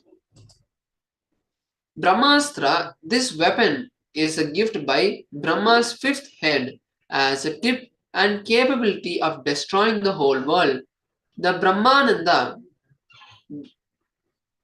this weapon consists of bones of Brahma and is a countermeasure to all astras, basically to stop, to defeat the Brahma Shira Astra. The Brahmadanda Astra was created. The Pashupati Astra, the most irresistible weapon in Mahabharata, only Arjuna, and in Ramayana only Indrajit are known to have possessed the Pashupati Astra. This weapon has to be obtained directly from Paramashiva. Maharaja Kaushiki, who later became Brahma Rishi Vishwamitra, used the Brahmastra against Maharishi Vashishta, but the Brahmastra was swallowed by Vashishta's Brahmadanda. Indrajit used the Nagashira against the army of Rama in the Ramayana. Lakshana was injured by this weapon. In the Ramayana, a Brahmastra used by Sri Rama several times.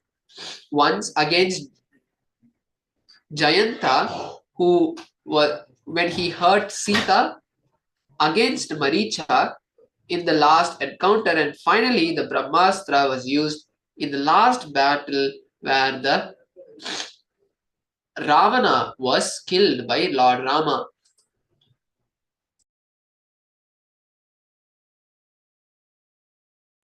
The power of sound and its practical use exemplified in the life of Raghupati Yogi. The great yogi Raghupati Yogi, born and brought up in Burma and in Tibet, lived in Arunachala. He was one of the guru of Swamiji. Swamiji shares one of his incidents with Raghupati Yogi. One day, we were sitting and chatting. A bird picked up a fish from the temple tank. Arunachala temple has a beautiful huge water tank. One bird just picked up a fish. The fish was dying and trying to save itself. And one of the disciples commanded, "Master, in your presence, can this happen? One life is dying. Why don't you save it?" Then Raghupati Yogi said, "Of course, I don't know how to justify what he did. I can only show you the power of sound." He just looked into the eye of the bird and made one small sound through the tongue, as if a stone was thrown at the bird. If you throw a stone towards the bird, what sound will come? The same sound he made through his tongue. And Swamiji says he saw very clearly the bird just fell. No one, not once or twice, but at least 20-30 times Swamiji has seen Raghupati Yogi play with sound. In Sri Lanka, during the annual festival on Buddha Purnima, Buddha's Enlightenment Day, thousands of people walk on fire. The same way, every year in India, at least 3-4 times there is fire walking. There will be music played, a specific type of music, a vibration that will be created. Everyone knows that they can do and they will do. That is all. No other logic. If you think will I be able to do it? Gone. Nothing can be done. You have to forget about it. Your body and mind can be elevated, can be transported to a different plane of consciousness, to different plane of existence by the power of sound. The Vedic masters could turn whole life because they knew the power of sound. They knew how to use it. They knew how to use the sound particles. Now let's understand turning power into sound, bringing authenticity into words. Anything when whether it's anger or guilt, lust or pain, fear, if you are not authentic with that emotion, the energy with it expresses will be expressed in a very perverted way. All perversion, all mental disorder is just perversion, cerebral expression. Understand these emotions are powers, energies to bring.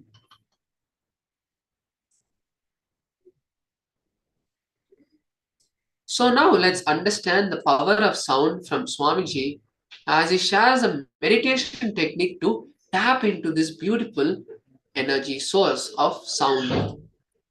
More than a word, the vibration is the main thing. So Sanskrit is not just linguistic, it is phonetic also. Because our rishis know the power of sound.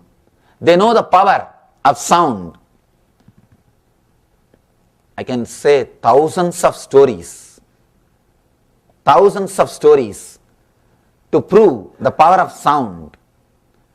Let me tell one or two incidents which happened in my life, which I experienced because I am witness for these few things.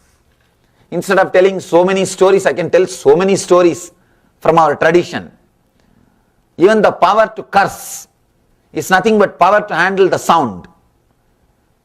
One more thing, still there are so many researches going on about this Brahmastram. We really suspect Brahmastram, which is described in our tradition, is nothing but a kind of a nuclear bomb which was used in those days. It was a weapon used in those days by using the power of sound. Just by the power of sound, they were able to create such a positive or negative energy. See, the Brahmastram was used for both purpose, for creation or destruction. Even to make a person enlightened, Brahmastram was used. If it is used for creation, for enlightening somebody, it is called Brahmopadesam. If it is used to destroy somebody, it is called Brahmastram. The purpose for which you use, according to that the name is given, but the same energy, just like nuclear power, it can be used to kill or to help. Both the way it can be used. In those days, I think few thousands of years ago, our masters know the technique to use the sound, to use the vibrations, and they were able to play with the vibrations. Let me tell you an incident, story from my life. It's not story, history, it happened. I had the great fortune of sitting at the feet of a great yogi called Raghupati Yogi. He lived in Arunachala, my native place. He was born and brought up in Tibet area. So he lived in Burma also, Burma and Tibet, both the countries. I think in those days Burma was not independent country. It was part of India under British. He lived with the lamas also. When I saw him in Arunachala, he was looking very simple, humble, normal man. Nobody knows much about him except the few people who lived around him. He's a very silent type of a person. Let me just narrate few incidents which happened, which describes the power of sound. One day we were all sitting and chatting. One bird picked up a fish from a tank, from a temple tank. We were all sitting on the banks of a temple tank. Arunachala temple has got a beautiful, huge water tank. Actually, in India, temples are not just the worship place. They are the place to store grain, water for famine periods. And they are the place for storing the culture, art, dance. That is the place, that's a library. That is practically university, the spiritual universities. There is a huge temple tank. One bird just picked up a fish, and the fish was dying. It is just, dying and trying to save itself. But the bird has caught the fish nicely. We saw it. He was sitting with few of us. We saw it. Somebody commented, "Master, just see that in your presence can this happen? One life is dying. Why don't you save that?" Of course, I don't know how to justify what he did. I can only say the power of sound. I don't know why he did or what he did.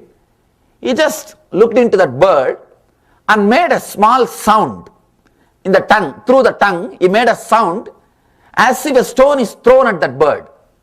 Just the sound. If you throw a stone to that bird, towards that bird, what sound will come? Same way, he just made a sound through his tongue. I saw very clearly, the bird just fell and died. Looks like a story.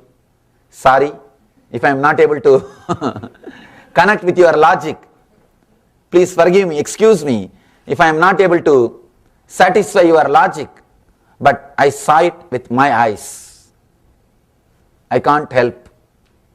Of course, you have all the right not to believe, but I don't have right not to believe. I have to believe because I saw it. You have all the right not to believe. Not once or twice, at least 20-30 times I have seen him playing with sound and creating that effect in the outer world. I was shocked.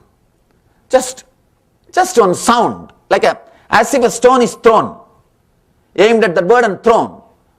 Just that bird dropped that fish and fell and died. As if a stone has hit that bird. I was shocked. It is too much. Same way, once I brought coconuts from temple. Usually in temples, they will break coconuts for worship. And these young boys, their only work is go and collect that and bring it. I used to run for that coconut. They will break in front of the temple. So I brought little coconut for him to eat. He is a poor eater. He eats maybe once in 3-4 days. Once in 3-4 days he will eat something. So I collected some coconut and brought. He wants to break that coconut and make it more smaller pieces so that he can eat. I tried to find some stones here and there. I was not able to get any stone. The stones were too big. He just took the coconut in the hand and made a sound as if it was hit by a hammer. Just a hammer sound. Understand? He took the coconut in the hand, through the tongue. He looked into the coconut, made a sound through the tongue, like a tuck. And the sound was so strong, the vibration was so strong, the coconut broke into pieces. Just pieces. Again, I'm sorry. It's too much, I know. It's too much.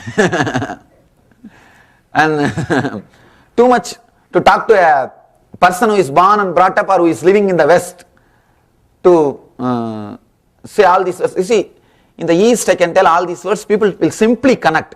Because in every village there will be somebody. Every village will have one healer. Healer means for any small disease, people will go to that person, he will sprinkle some sacred water or chant some mantras, the kids will become alright. And I should tell you one more fact, one more important truth. My age is 30, 29 is completed, 30 running. In this 30 years, I went to hospital only once when I took birth. That's all. Only once.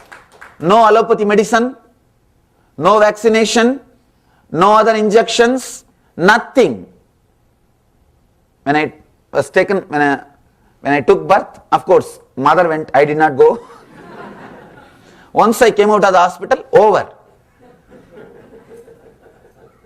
See, it is not just me. I can say at least lakhs of people are there in India who live like this. If they fall sick, they go to some local healers, some pujaris, some temples, some priests. Still the tradition is there. We don't know how to justify or how to connect or how to logically present all those things. I don't know. I can only tell you the fact. Now it is up to you to analyze or connect or justify. You may give the reason, it is just because of faith or placebo effect. So many big words you can find. Scientific words and research words and all those things. I don't know all those things. Still, there are millions of people in villages. They go to that local healers, that priests, temple pujaris, or that whatever we may call. I think we don't have a right word in the English language because that concept does not exist. So we don't have a right word. That guy will just chant some mantra and sprinkle little water, the child will become alright. Still now in Indian villages, very difficult to believe unless you see. Unless you see, you can't believe. In Sri Lanka, during the annual festival Buddha Purnima, Buddha's Enlightenment Day, thousands of people will walk on fire. Same way in our ashram, every year, at least 3 or 4 times we do the fire walking. Hundreds of people do the fire walking. I will be the first person to walk. We do fire walking. Sometimes people ask me, how is it possible? How you guys are able to do it? Just all we know is there is a music, there is a special kind of a music, the vibration which is created, and everybody knows that they can do, simply they do, that's all. And no other logic.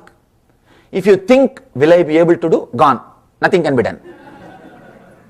I tell them, no, don't walk. No, you are not allowed. Whoever asks, Swamiji, can I do? No, you can't do. Forget about it. And whoever knows, I can, you can do. Please walk. Somehow you know it, that's all. It just clicks.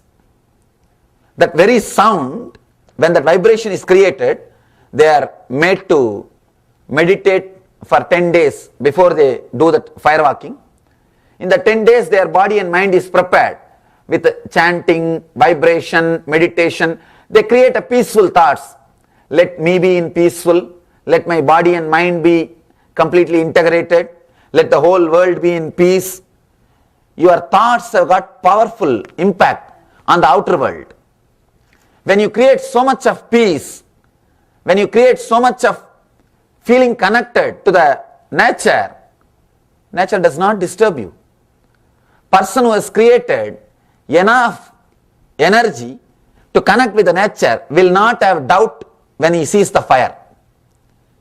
I'll be standing there just to filter. If I see little fear in their eyes, I tell them, no, you can't.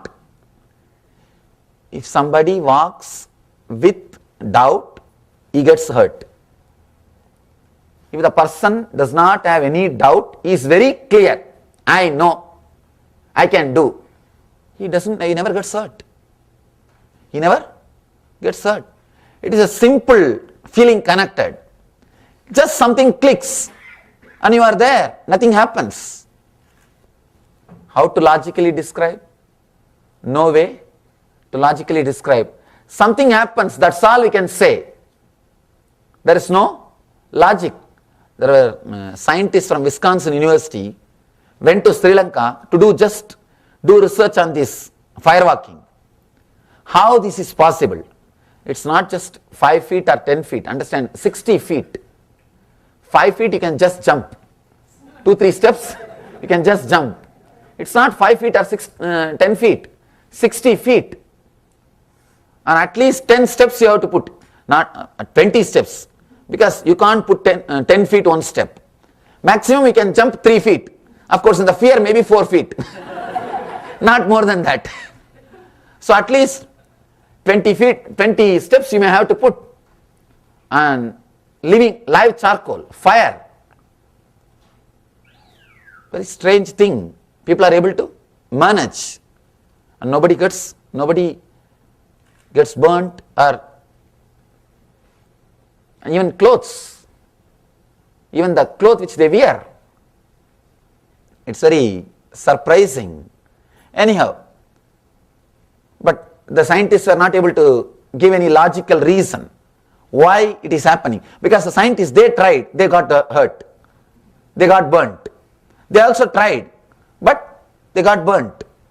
You can't say, they were not able to give some clear idea why the Buddhist monks were able to walk and why the ordinary person, normal people, are not able to do.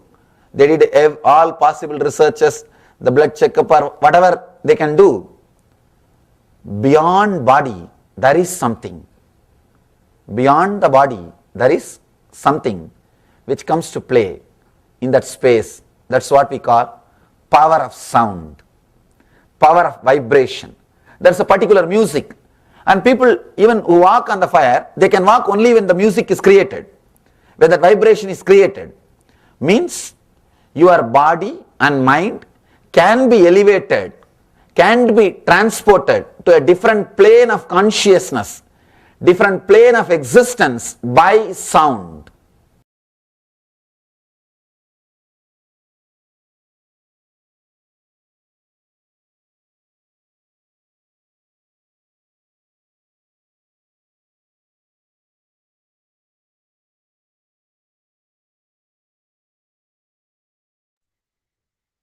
Yes, that was a beautiful satsang where Swamiji shared about the power of sound. So now let's enter another meditation technique now to experience this power of sound. So now I request all the participants to be in the space of listening as we enter this meditation technique.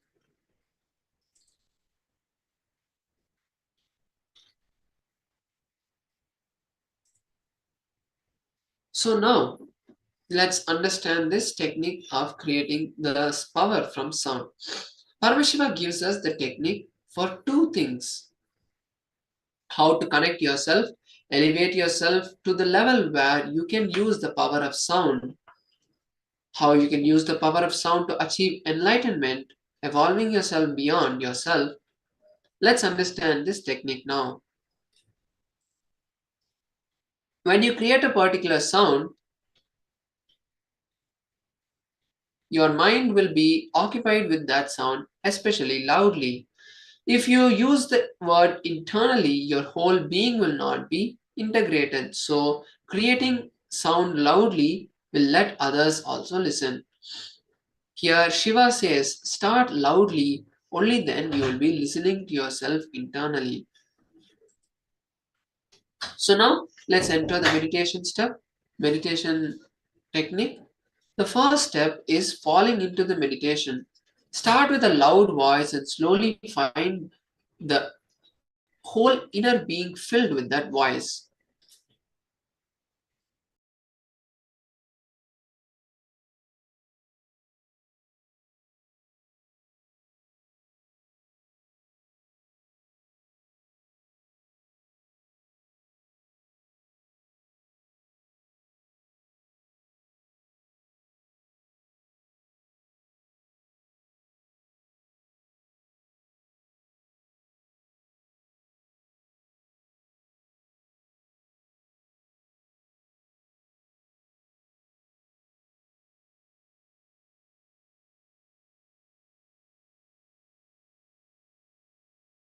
So now let's intensely chant the mantra Om loudly for the next 5 minutes. It'll be a guided meditation. So then you will slowly relax from this, and then you can then move to the next step. So let's start with the first step. Please be in the space of listening. And now close your eyes and start chanting the mantra Om loudly.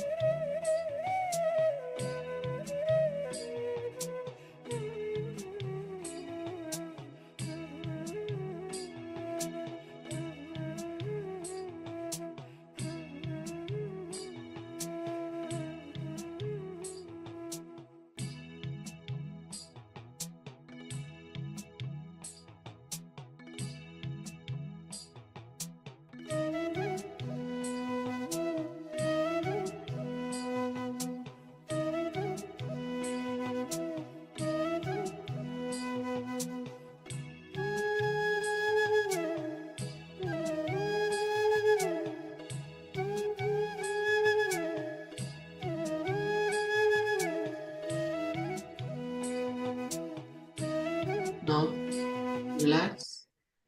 Continue to keep your eyes closed. And now, we'll be moving into the next step. Now, for the next few minutes, just sit and keep your eyes closed. Go to the depth. From where is this sound arising? Go to the source from where it is being generated. See deeply into you. Overflow.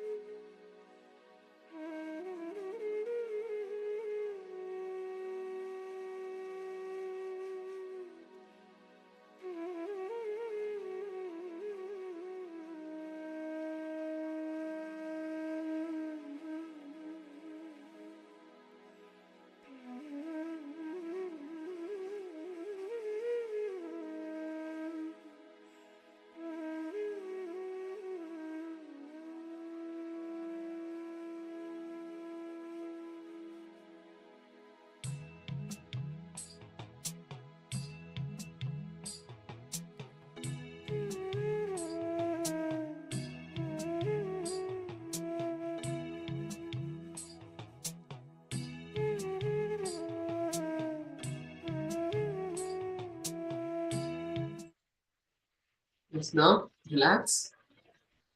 Slowly, very slowly, please open your eyes. And from the same space, let's now once again manifest another round of the power of conscious of body scanning.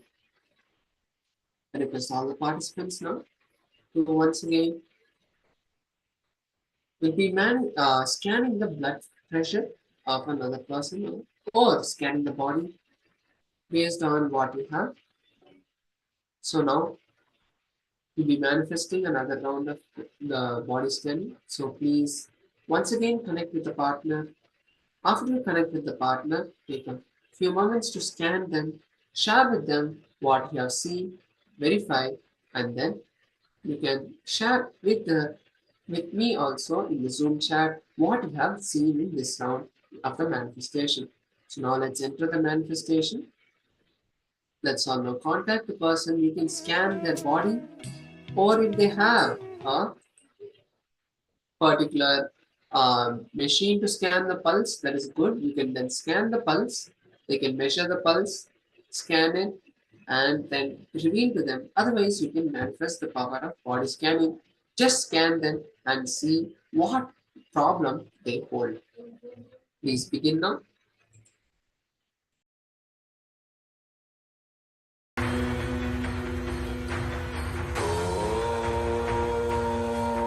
Nityananda Paramashivoham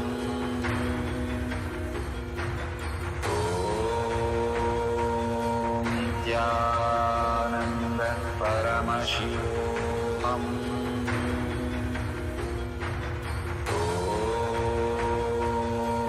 Nityananda Paramashivoham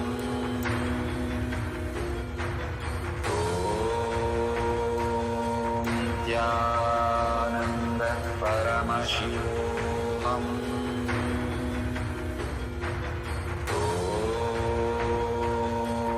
Nityananda Paramashivoham Nityananda Paramashivoham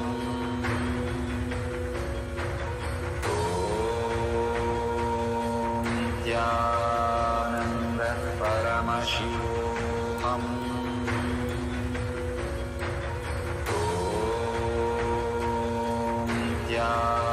Nityananda Paramashivoham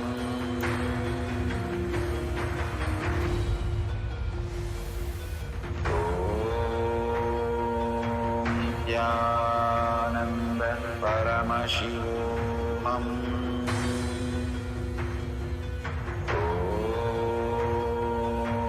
Nityananda Paramashivoham Nityananda Paramashivoham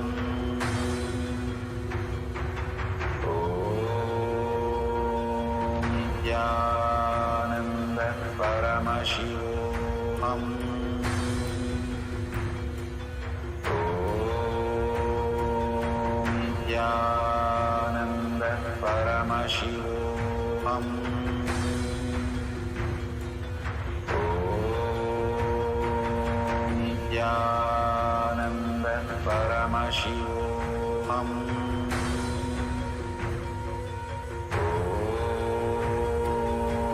Nityananda Paramashivoham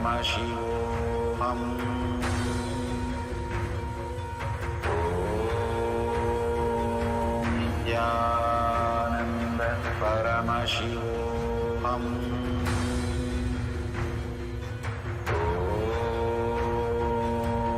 Nityananda Paramashivoham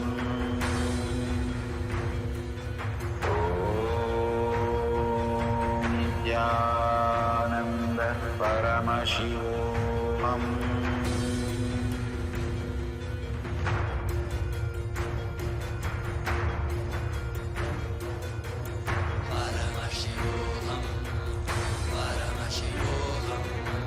Let Paramashiva's third eye manifest in all our third eyes.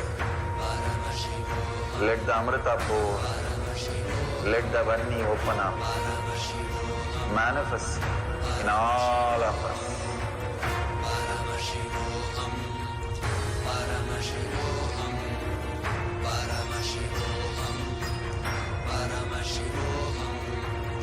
Let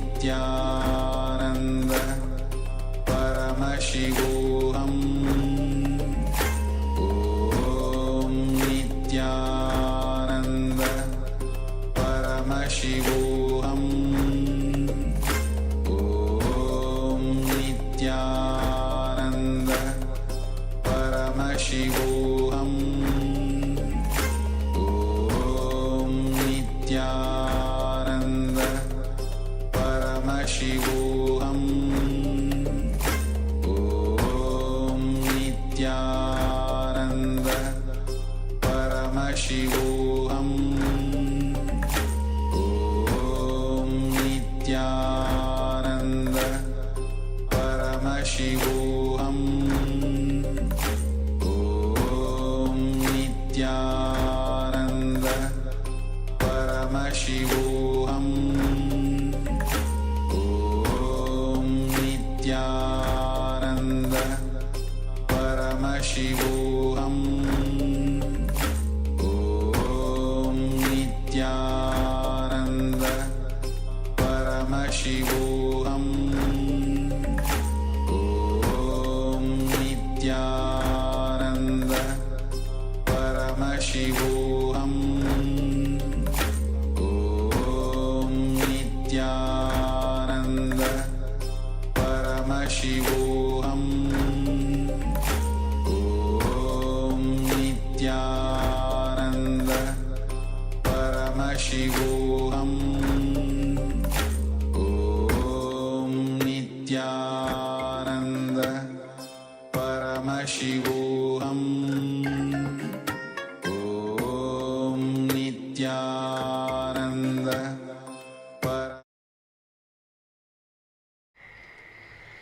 Nityanandam Paramasukadam Kevalam Jnanamurtim Dvandvatitam Gahana Sudrisham Tattvamasyaadhilaksham Ekam Nityam Vimalamachalam Sarvadi Sakshibhutam Bhavatitam Trigunarahitam Sadgurum Tam Namami. Nityanandam.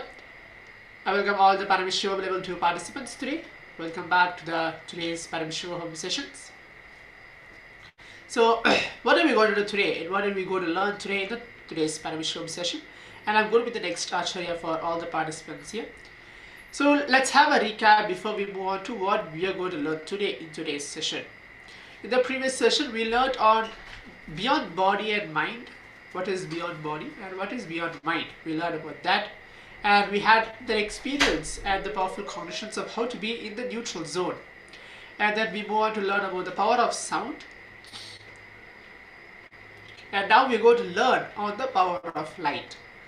So that's going to be today's powerful cognition sessions, and we're going to have a discourse also from the Supreme Pontiff of Hinduism for this very subject as well.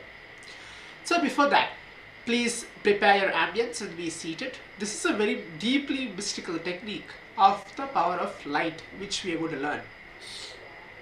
Here in the Shiva Sutras, it is being told that it should not be practiced by a person who is not a sincere seeker, and should be practiced by a person who is serious or sincere about the spiritual experiences. Why? You need a loving, caring guidance, because when you do these techniques, people should not shout at you.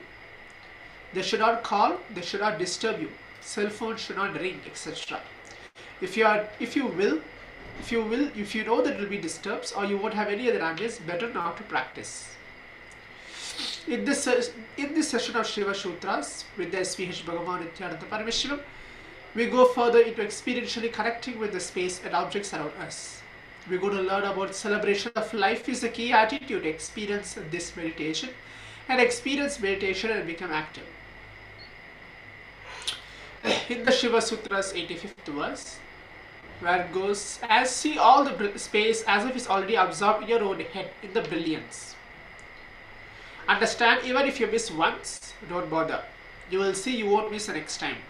Only thing, take the maximum possible intense effects. Add maximum intense efforts to your life, that's all. Always mother the thought that you have the power to rejuvenate yourself. You have the great possibility. You see, even once if you are inspired, that shows clearly that you have a possibility of getting inspired and getting into that high mood or purity. Nothing can impure you.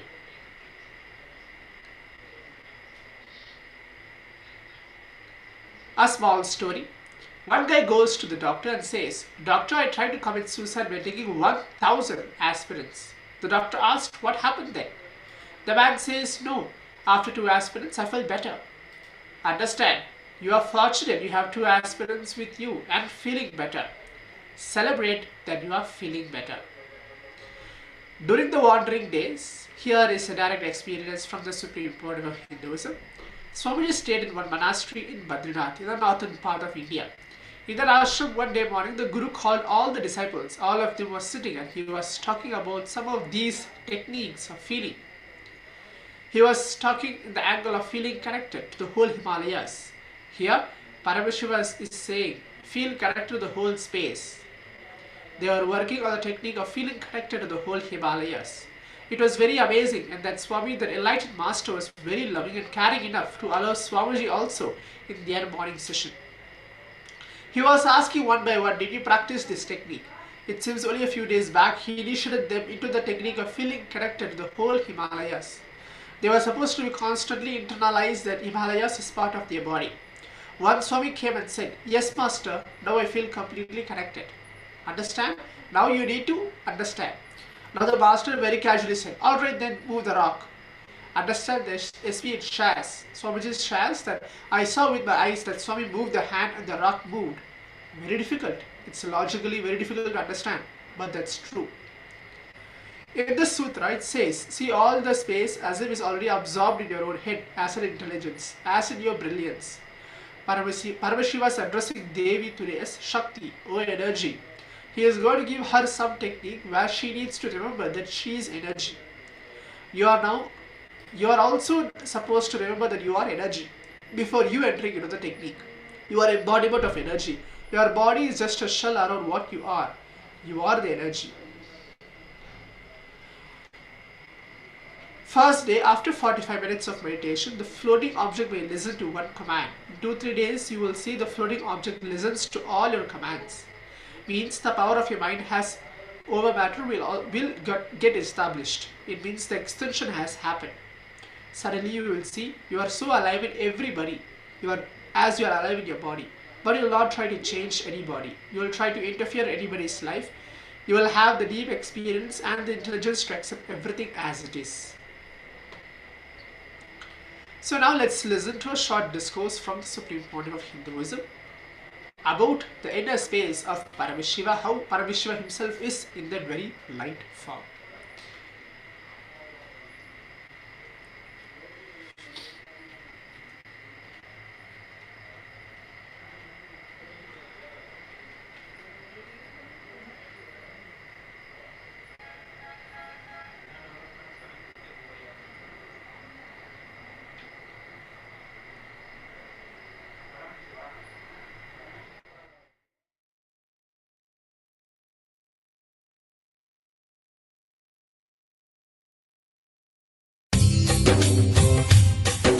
स्वभावचिन्मयानन्दं कृपापूर्णं जगत्पतिं हरिषड्वर्गजेतारं नित्यानन्दगुरुं भजे स्वभावचिन्मयानन्दम् शिवोऽहं शिवोऽहं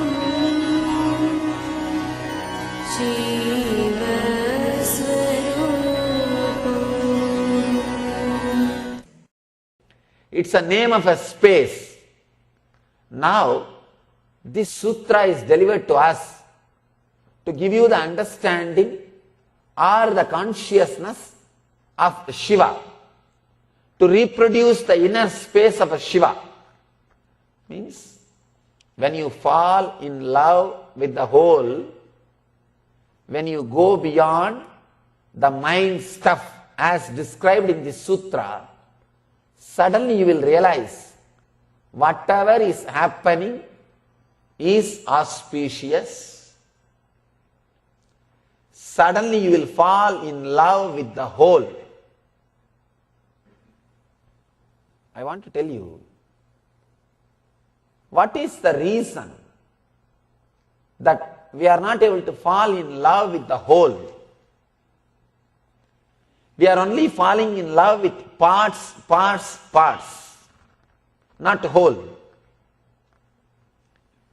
Why we are not able to experience the samaschitta, which is described in the sutra? The samaschitta, or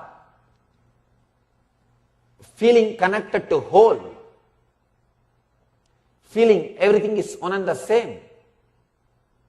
Ramakrishna says, when I became enlightened, I saw everything, including my body, as divine.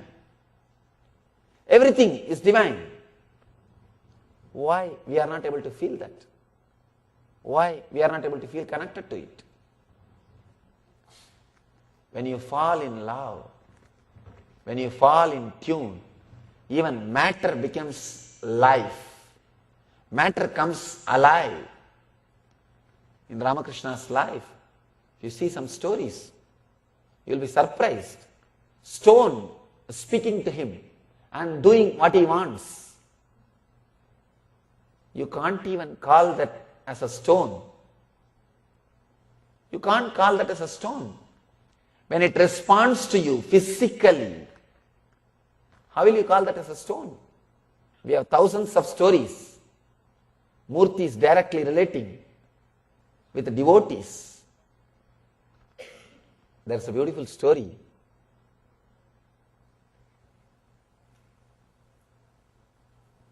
of a devotee happened in South India, a place called Kanchipuram. That story happened in a Vishnu temple. That Vishnu's name is the Vishnu who obeyed the devotee's order. The story, let me narrate the story, then you will understand. There was a devotee. For some reason, king was disturbed by the devotee's activity. He told that devotee to leave the city. Just get out of my kingdom. The devotee said, all right. He went to the temple where he used to pray and he said, Lord, I am going because king has told me. Please bless me.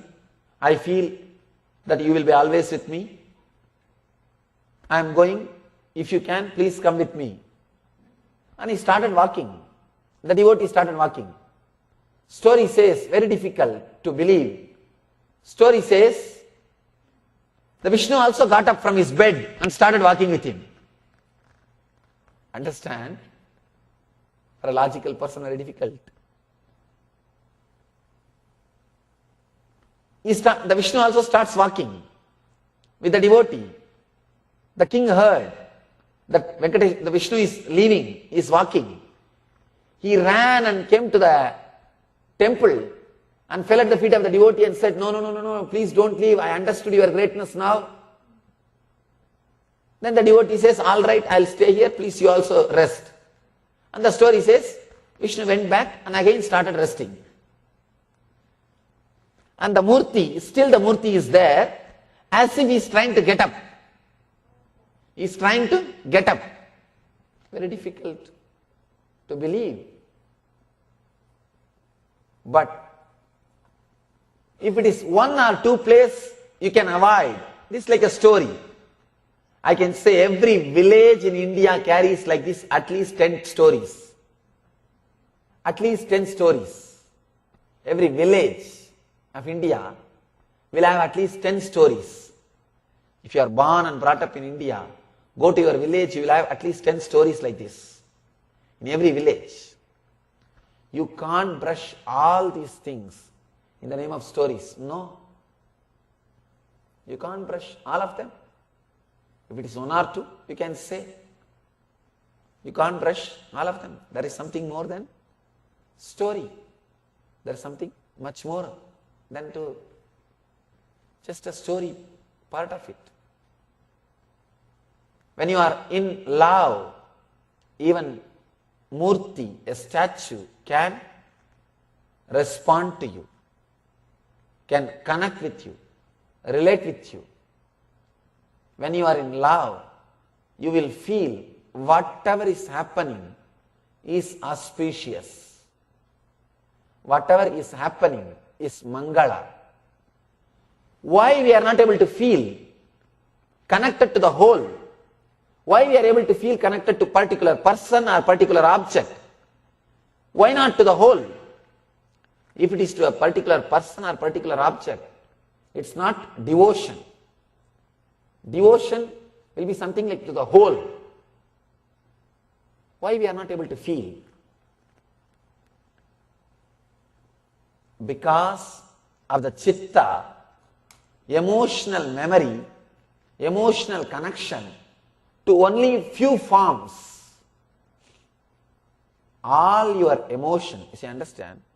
You have enough emotion to love, to radiate, to be loving, to be caring at this moment. You have enough love. Love is like energy. You have enough energy to love everything in this moment.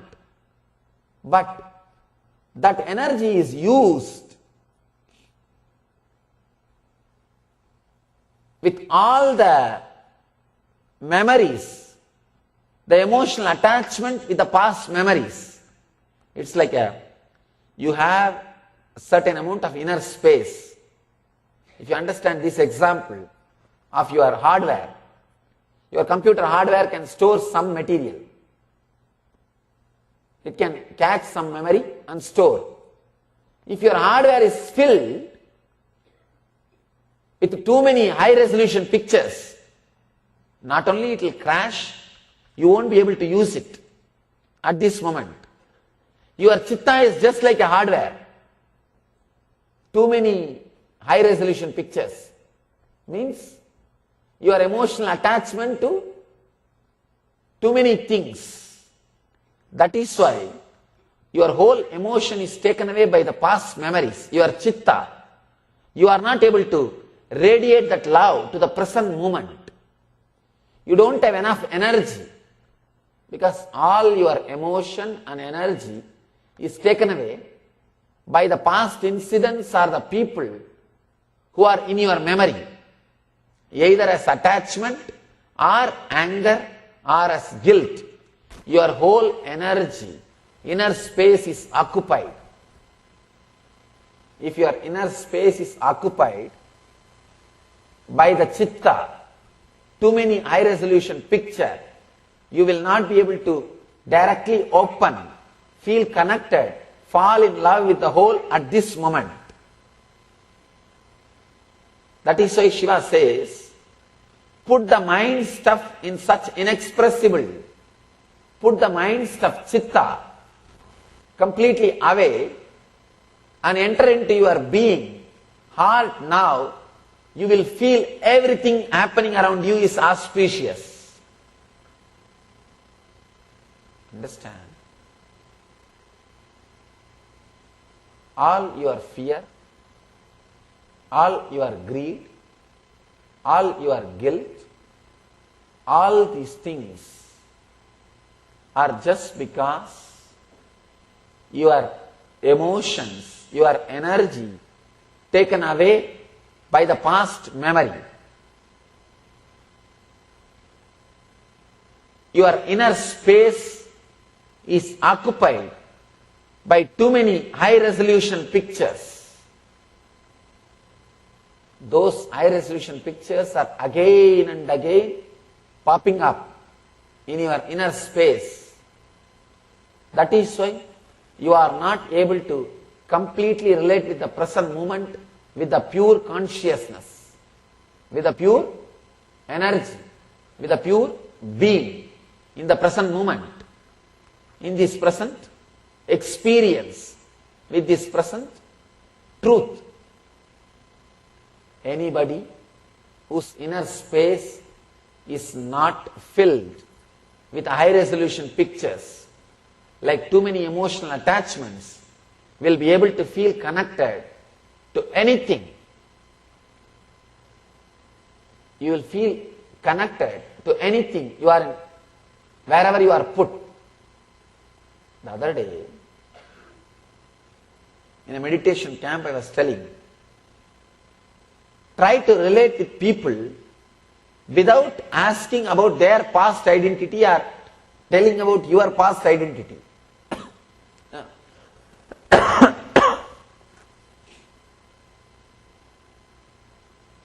Why can't we love somebody just because he is in front of you? You can't love somebody just because he's in front of you. You need to know his track record. Why do you ask his identity? Just you want to know about his past. If he says, I'm a doctor, in 2 seconds you make a big calculation. Oh, then let me make a relationship. Sometime it will be useful. To share a smile, to share, open your being, to open up, you need to know about his track record. Why? Because all your emotion, all your inner space is occupied by the chitta, emotional memories, high resolution pictures. You can't relate, love people just because they are there. You can relate only based on their past, based on their career, based on the what I will achieve through this relationship.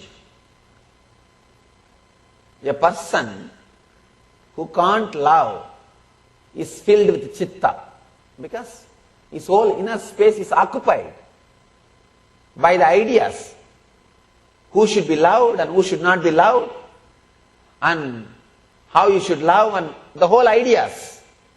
The high resolution pictures are there. When you say you are a doctor, immediately connects. Oh, doctor means nice, important thing. All his experiences, his high resolution pictures come up. This kind of people worthy of relationship. Start the relationship. This kind of people, no, they are not worthy. Reject. You are not able to fall in love or fall in tune with the whole because too much of chitta in your inner space, too many high resolution pictures in your hardware, in your hard drive, too many things in your inner space, in high speed, the logical calculations happening. Understand? If you understand these 4-5 steps, I'll give the essence of whatever I was trying to tell you. Your inner space is filled with too many things related to past. Your chitta is filled with too many high resolution pictures like your hard drive. Because of that, the whole space is not available to the present moment and you can love or feel connected only to the people or objects which falls in tune with your past memories or which you loved or had benefit from the past memories. Based on the track record, only you can love or open up. Because of this, you can't completely open your being to the present moment as it is. When you don't know how to open your being, you can't feel whatever is happening is auspicious.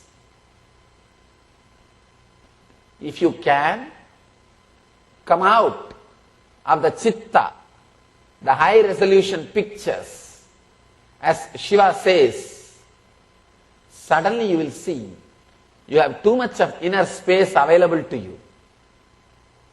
You can directly open up to anybody who is in front of you without asking their track record, without asking about their past. You will be able to fall in love, feel connected to the whole just by being in that moment for no reason. You don't have to be a Hindu to feel connected to this structure. You don't have to be a Muslim to feel connected to a mosque. You don't have to be a Christian to feel connected to a church. As on now, you will feel connected to this structure only if you have sympathy towards the ideology. Means track record before opening up. But a person who doesn't have chitta, just opens up, feel connected to anything. Many times, people ask me, Swamiji, you are traveling all over the world. How long it takes to settle down for you in one place? Because this settling down, feeling comfortable with a place where you are staying. I said, settling down? What do you mean by that? I don't even know that word. Wherever I go, I just completely settle down. Over. If I stretch my hand, food, eating. If I stretch my leg, sleeping. That's all. Rest. There's nothing like settling down.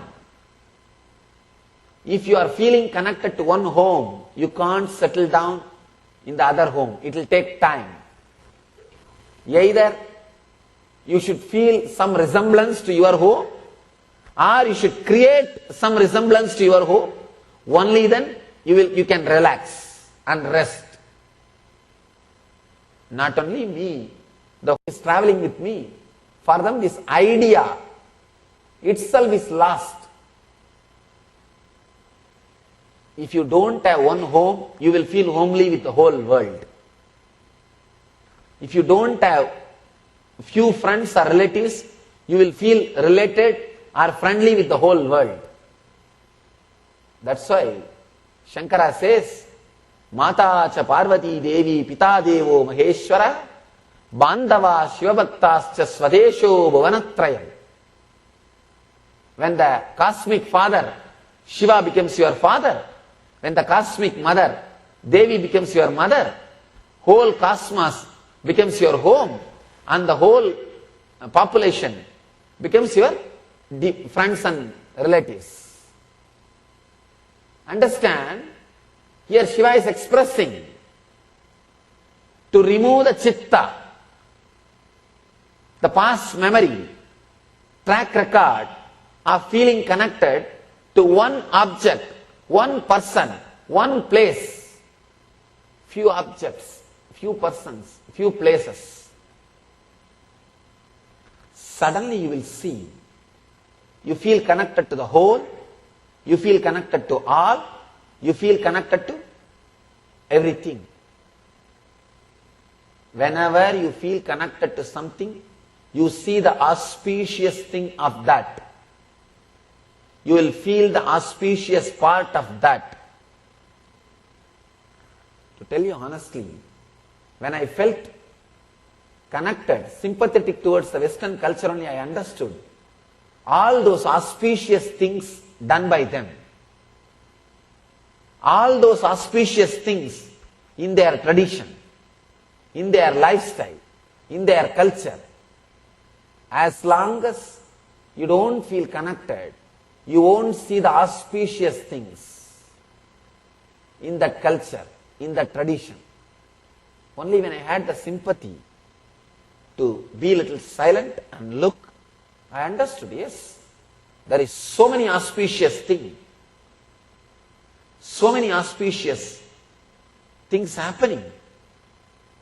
One more thing, if you feel connected to something openly, honestly, your inner space will be filled so much with the auspicious things. Even if there is something bad, you will not have inner space to sit and calculate. The other day, one of our devotees came and complained to me, Swamiji, we called 2-3 TVs to come and cover the Kumbhabhishekam, consecration ceremony of our temple.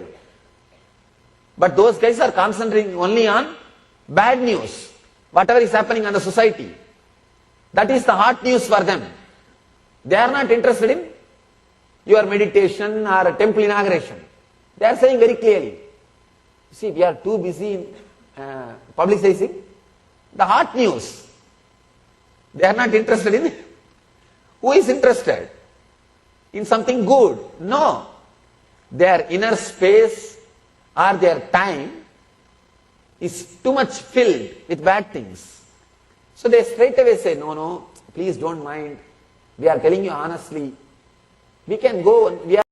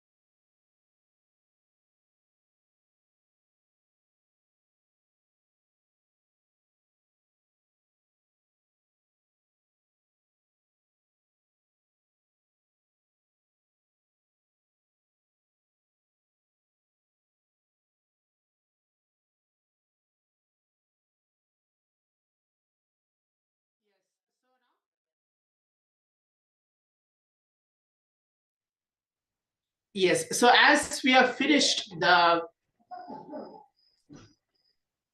powerful cognition session, let's get back in a moment now. Nityananda Paramashivoham Om Nityananda Paramashivoham Om Nityananda.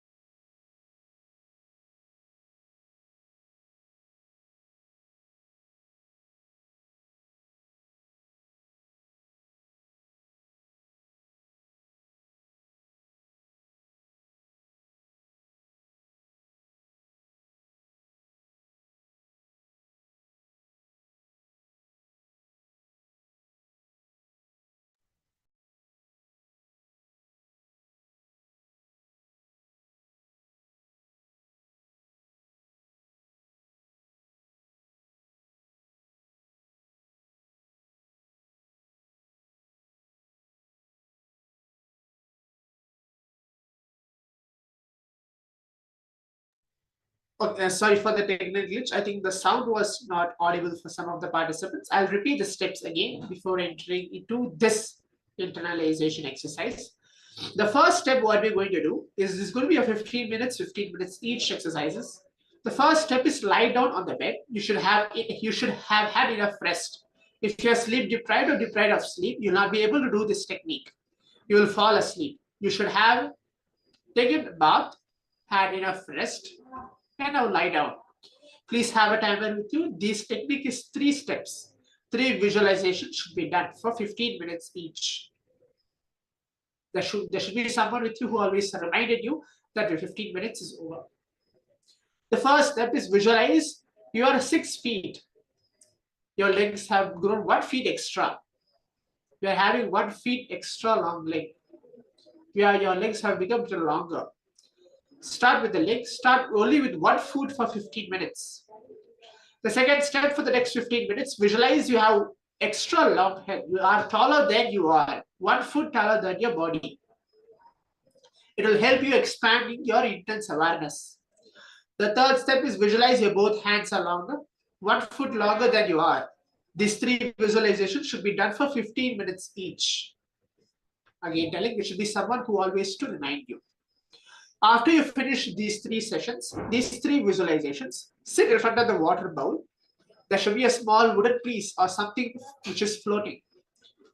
Gaze, first intensely concentrate. Bring a connection between you and the object which is floating, and tell that object, guide that object mentally without physically touching or moving through your breath.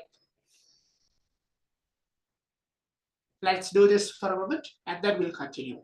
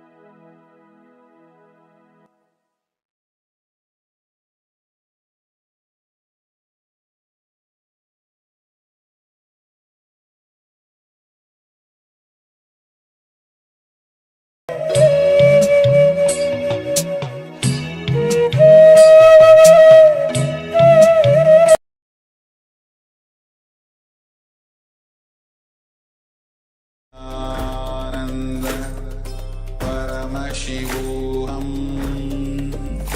Om Nityananda Paramashivoham Om Nityananda Paramashivoham Om. Yes, so I hope all the participants have actually finished the internalization exercise. So now let's move on to the next. As we learned the power of light in the previous session, we're going to learn the power of darkness now.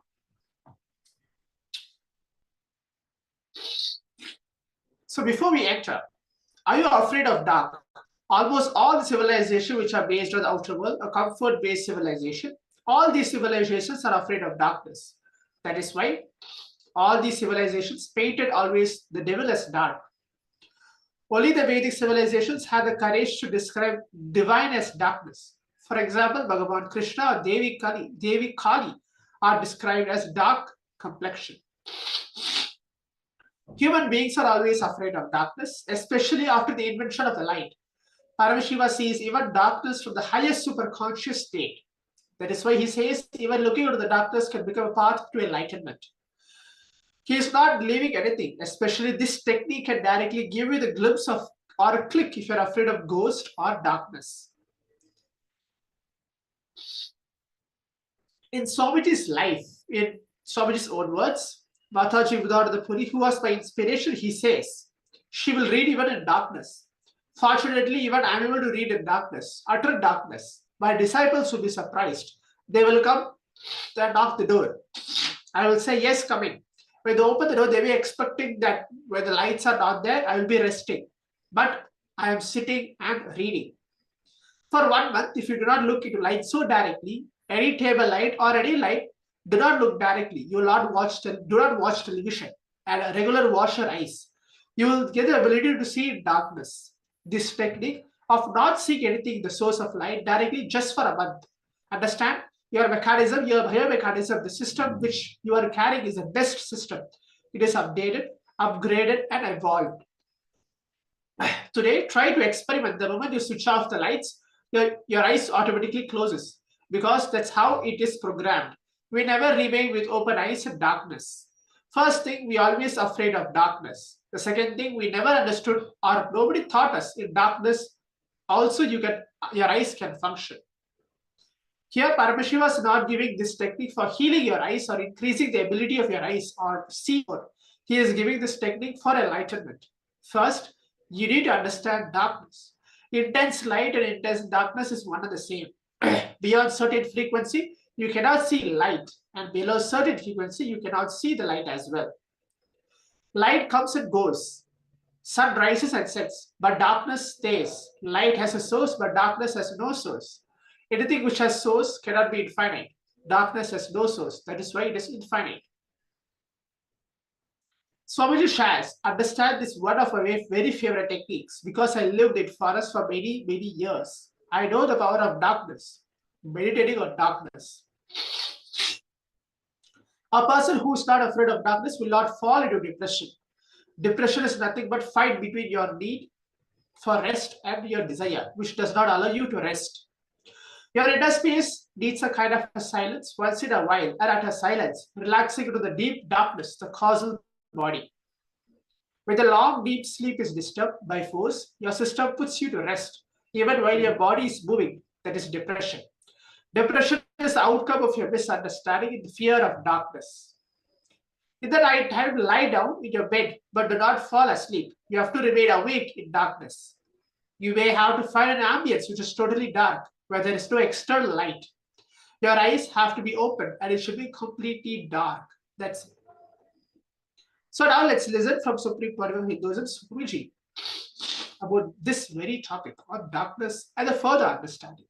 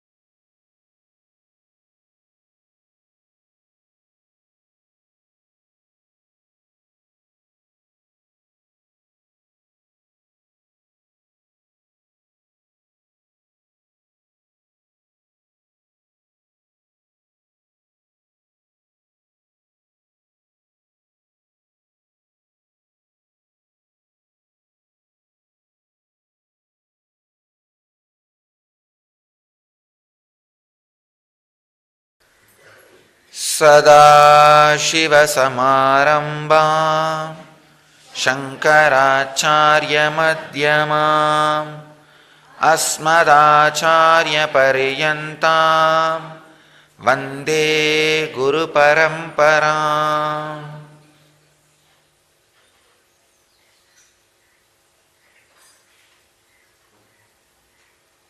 I welcome you all with my love and respects. Today's subject for satsang is the open the door to yourself.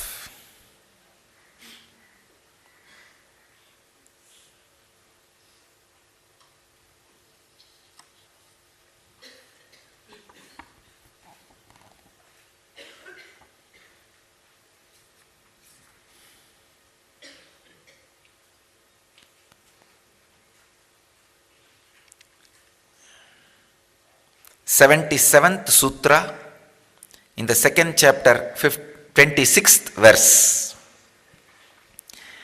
Viveka kyadir a viplava hanopayaha.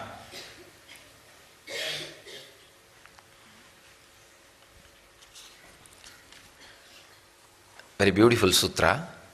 Swami Vivekananda translates this as: the means of destruction of ignorance is unbroken practice of discrimination. Swami Prabhavananda translates as: ignorance is destroyed by awakening to knowledge of the Atman until no trace of illusion remains. Sachidananda translates as: uninterrupted discriminative discernment is the method for its removal.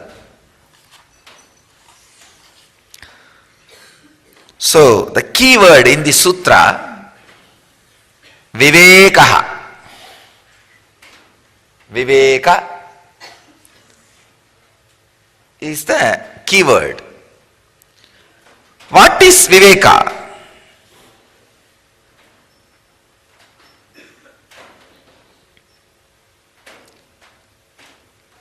I'll describe the secrets of Viveka. The first thing you need to understand about Viveka is, day before yesterday when I introduced that Patanjali's sutra on ignorance, I said very clearly, not letting your logic to reach its logical conclusion is aviveka. Letting your logic to reach its logical conclusion is Viveka. It's the first thing you need to know. Second,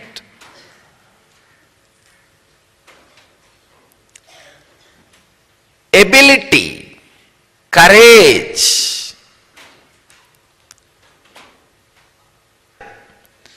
which will make sensitive, your whole system sensitive to how you think, act. Above all, you yourself will be exposed to your own hypocrisy. Please understand, yesterday night in the campfire session, many were asking what to do to hold this conscious energy permanently in us. Everybody is worried now about that only. You are pouring so much inside us, literally you are blowing us off. How to retain this energy in the system? Understand. To retain that energy in your system, you need two: strong nervous system and subtle grooves in the brain. For the strong nervous system, heavy yoga, samana yoga, means completely balancing your whole prana flow. And for the subtle grooves to grow, intense unclutching. Intense yoga and intense unclutching. Why we really resist so much for that subtle grooves, if those subtle grooves are developed in your system, you become conscious of all the ignorance you carry in. And naturally all your actions has to align with the authenticity and honesty of your being, which is too risky. If all your actions and thoughts and words get aligned, you are out of hypocrisy. You may not be able to do many business you are doing. Please understand, when I say many business, I mean not only the profession which you do in office hours. Many of your relationships are business. I have seen people doing business with God. They go to him and say that, oh, you give me in lottery 1 crore, I'll give you 10 lakh. If you don't believe me, you yourself deduct the 10 lakh and give only 90 lakh. People do business with God. At least God doesn't speak back. You can somehow manage. But unfortunately, these guys do business with Guru also, who speaks back. Now, I have seen people bargaining with me. You do this, I'll do that. I just laugh at them. Even in relationships, you go on doing business. If you become more aware, more conscious, many parts of your lifestyle will tumble down. Many ways you think will be crushed. Not only think, many ways you perceive the world itself will have a cognitive shift. The main reason for this ingenious program is to retain the subtle grooves of the brain as it is, even when they grow old in the kids' brain. That's the main purpose, because they have those subtle grooves. You make them thick-headed like you. No, really. Never ever think you bring them up, you bring them down. Kids are not brought up, they are brought down. See, when you give a candy, first thing a child will do, it will run outside the house to share with its friends. Share with his friends or our friends. That's what in Indian village happens. What do? Hey, eat here itself and throw the cover. Don't go out. That is the first step. Oh, then I will have to eat only all by myself. That is the right thing. You are sowing the seed of he dumping you in the old age home.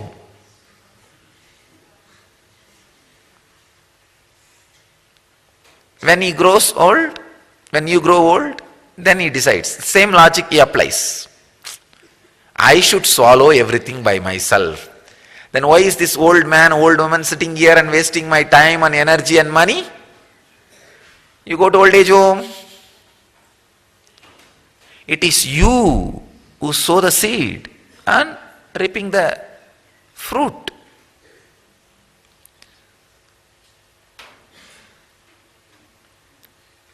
One of the most dangerous thing about Viveka is you cannot tolerate hypocrisy even in yourself. Too much of boiling will happen.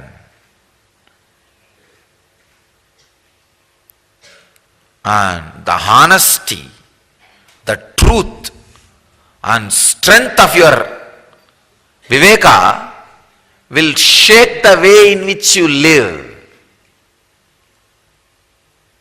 I have seen sometime when people honestly go through meditation programs and awaken themselves, going back to their lifestyle is almost like a hell. understand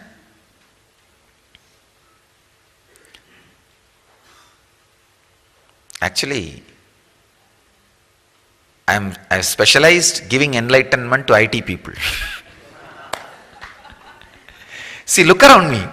All my ashramites, organizers, everybody, 80% are IT people. Because whenever an incarnation happens, he concentrates mainly on the suppressed, deprived people who are in hell. See, he has to liberate them first. I think this time, IT is my specialized area. All around 90% of my ashramites, my organizers, my satsang coordinators are all from IT field. All right, let me give you a story on IT.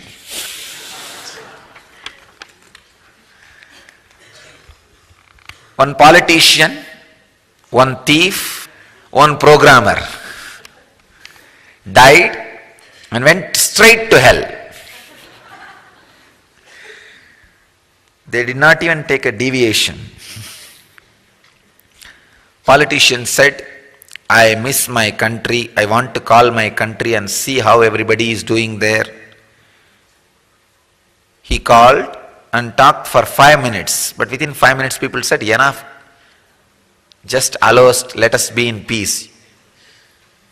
And finally, we somehow pushed you there, and we don't want you to call us back anymore.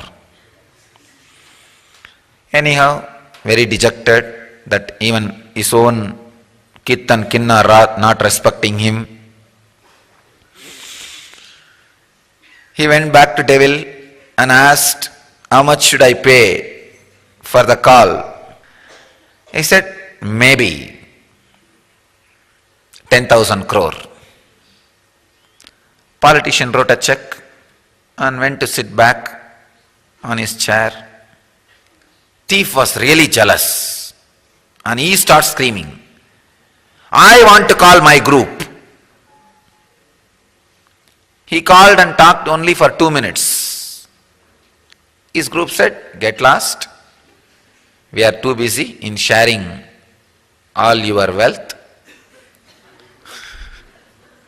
We are not even bothered about your body. It is lying somewhere. Don't call us again. Then he went and asked devil, how much should I pay for the call? Devil had little compassion. After all, this thief is robbed only just some few crore rupee. So finally he says, all right, give 1 crore. Thief pays 1 crore, goes and sits. Then programmer comes. He says, I want to call all my IT friends. He called all the IT persons, friends, talked for 20 hours. Because in that 20 hours, lot of updating has happened. New technology was discovered. A new communication trend. iPad, so many new things. They discussed about everything. How to use, what are the new gadgets, these, that, who is in the leading and what is going on, the whole thing. After 20 hours he went, asked the devil, how much do I need to pay? Devil said, no need to pay. Programmer was stunned and asked, why? Devil says, calling hell to hell is free.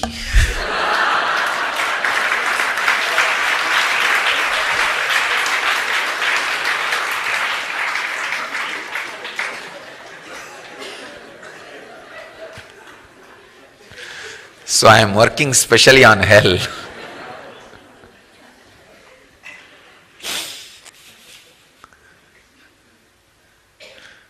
Now I really tell you, the planet Earth is suffering with one of the important problem of sleep disorder, especially last 20 years, it has increased drastically. The sufferings related to altered states of consciousness. Man has started staying more time in the lower states of consciousness. Please understand, one only reason is IT revolution.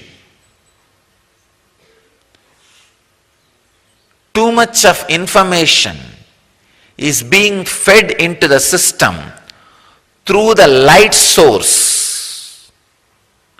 TV, internet, computers, cell phone screen. Too much of information being put inside you with an artificial light alters the state of consciousness you reside and puts you into the lower states of consciousness. Really, I am telling you. Please understand.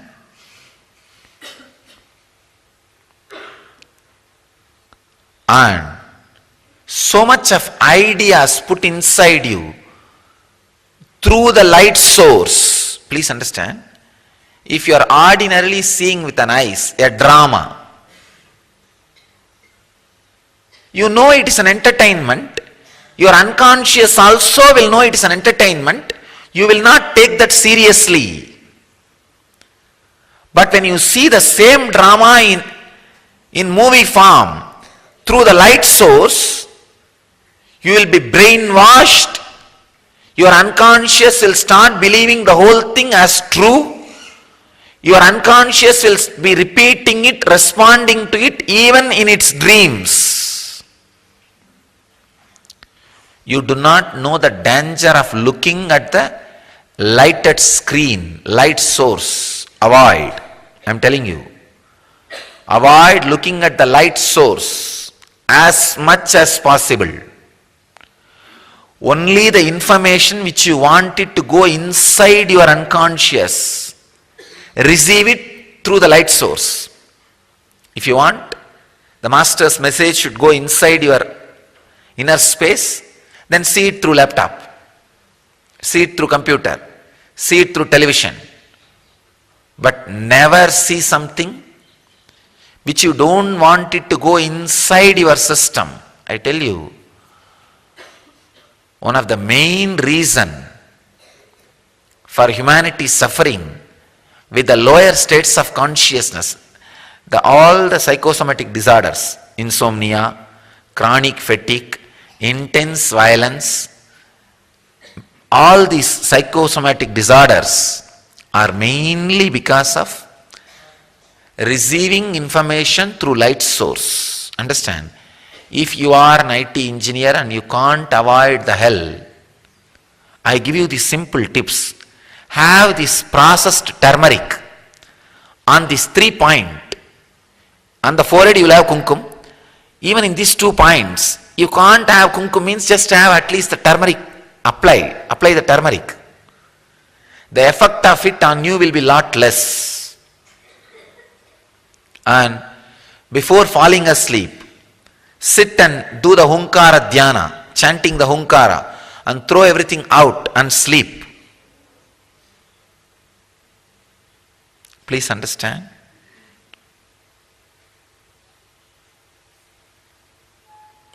It's really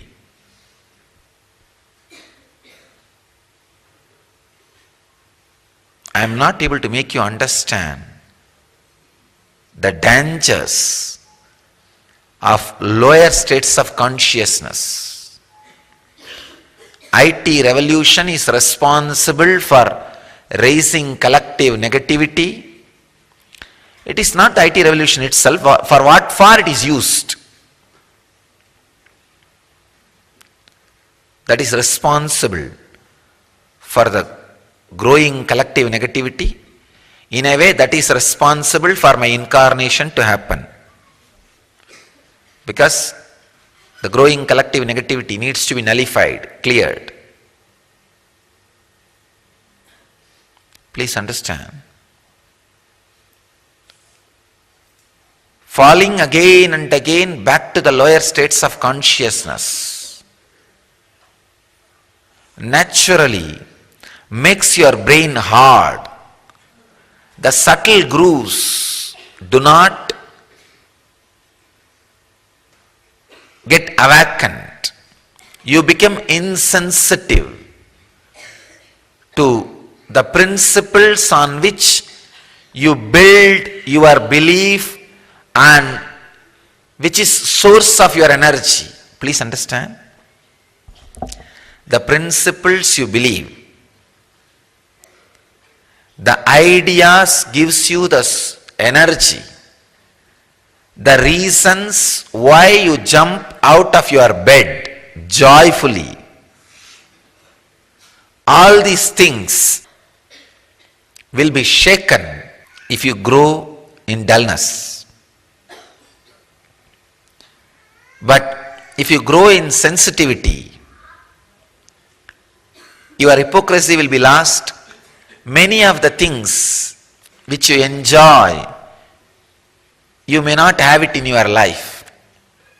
Many of the things in which you have vested interest may not happen around you in your life.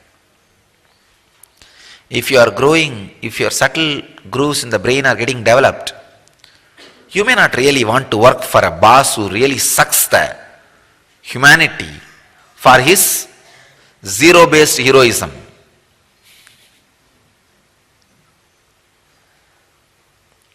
In the whole world, there are only three kinds of heroism. One, the zero-based heroism, means because of money. Being hero because of more zeros in your bank balance. Second, fear-based heroism. Accept me as a hero or I'll finish you off. Weapon. You may not have it in your life. Many of the things in which you have vested interest may not happen around you in your life. If you are growing, if your subtle grooves in the brain are getting developed, you may not really want to work for a boss who really sucks the humanity for his zero-based heroism.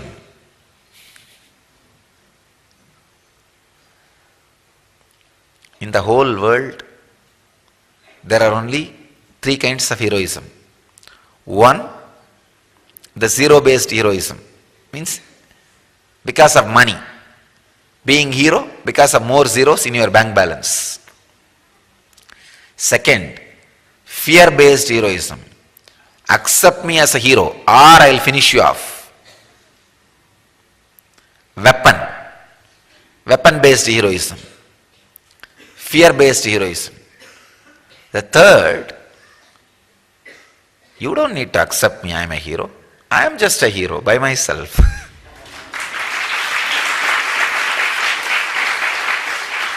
I'll neither frighten you to accept me as a hero, nor I'll create greed in you to accept me as a hero. I just live like a hero, that's all. Somebody asked me,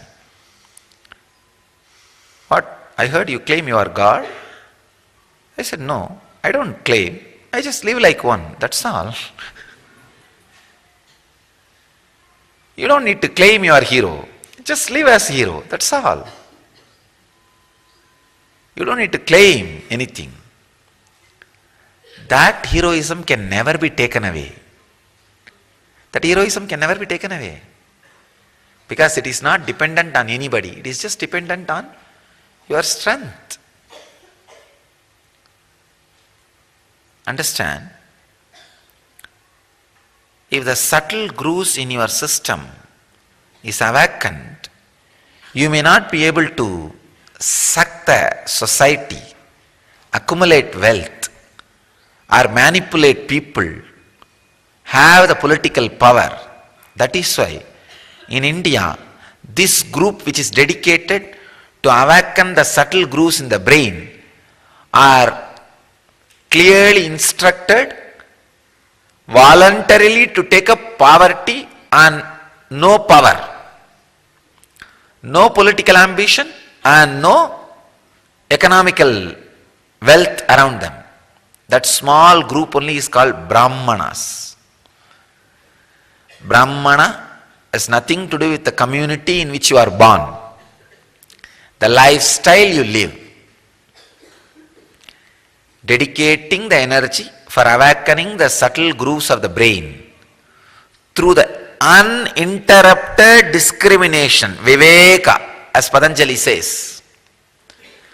Uninterrupted discrimination. Continuously discriminating, taking all your thoughts to its logical conclusion. You need to dedicate little time for it. You need to work on it. It needs to be accumulated. Viveka has to be built. It has to be accumulated. So be very clear. All you need to do to destroy ignorance is take every thought to its logical conclusion. As I was telling yesterday, if you think you are the body, then what is going to happen? At one day it will become old and die. Is this all the whole essence of life? If you think this is all the essence of life, then at least accept that completely and stop suffering. You will see transformation. Or if you think no, then this cannot be, I should be something more than this, then start digging, finding out, seeking. Till you reach the restful awareness, don't leave the logic to stop. Viveka should lead to Ananda. Till it leads to Ananda, Viveka should be extended. Till it leads to Samadhi, you should work on it. Otherwise, you will be carrying an aborted child. Aborted child in your system is most dangerous. It is really dangerous. Understand? Most dangerous. Take the logic to its logical conclusion in every line. Whether it is your concept about wealth, concept about life, concept about body, concept about soul, concept about anything. That is what I call Viveka. Viveka cannot be translated as discrimination. It's a too poor word. Viveka means moving. Viveka means beyond moving. Just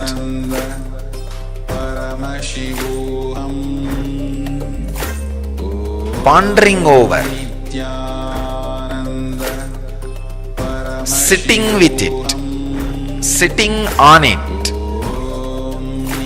filling yourself with it. That's what we call Viveka. So, today's message is Viveka Kyatir Aviplava Henopayaha.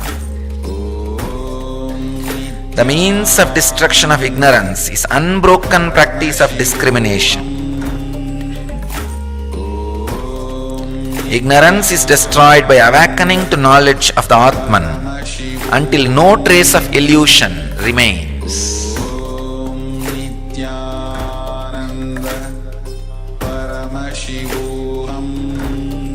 I bless you all to experience achieve, live, express and radiate eternal bliss, Nithyananda. Thank you. Nithyananda Paramashivoham. Om Nithyananda Paramashivoham. Om Nithyananda Paramashivoham. Om Nithyananda Paramashivoham. Om Nithyananda Paramashivoham. Om Nithyananda Paramashivoham. Om Nithyananda Paramashivoham. Om Nithyananda. Yes, so Nityananda, I welcome back all the participants again as we are coming to the end of the entire Paramashivoham sessions. We're going to do a final round of the power manifestation, manifesting the Shaktis of Paramashiva. So what are we going to do today? We are going to manifest the power of body scanning, ability to scan your own body. So that's going to be today's power manifestation and today's session, which we are going to manifest in today's session as well. So let us all prepare ourselves. And in the meantime, if any one of the participants wants to share any powerful cognitions which you received in the previous sessions, the deeper insights on Shiva Sutras, we learned of the power of light and the power of darkness as well. If any one of the participants have any doubts throughout this entire session which we done, please be free to leave your comments as well. So today, which we are going to do is we're going to scan and scanning and changing your pulse. So that's going to be the round of the power manifestation which we are going to do. So let's begin with the power manifestation. Now, requesting each of the participants, please keep your cameras turned on and please be seated. So the only powerful cognition where you need to hold during this power manifestation, and if you already have something to measure to your pulse, please keep that ready as well. There's going to be a intense quick rounds of the power manifestation which we are going to do.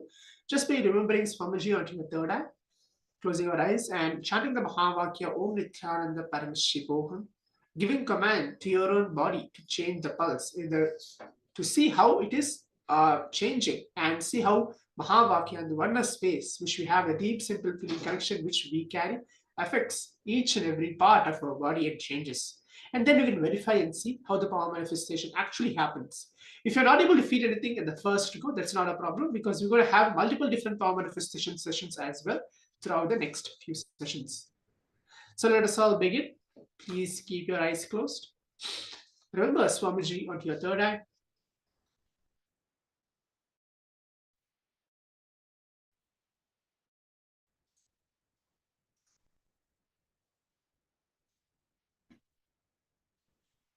And keep chanting the Mahavakya now, as we're going to play the oneness capsules and Mahavakya to get you.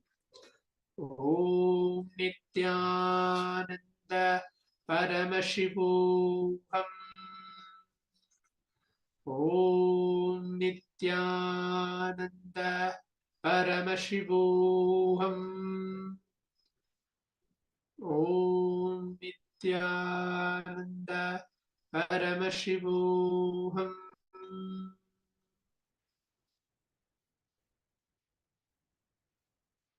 Just keep yourself completely connected.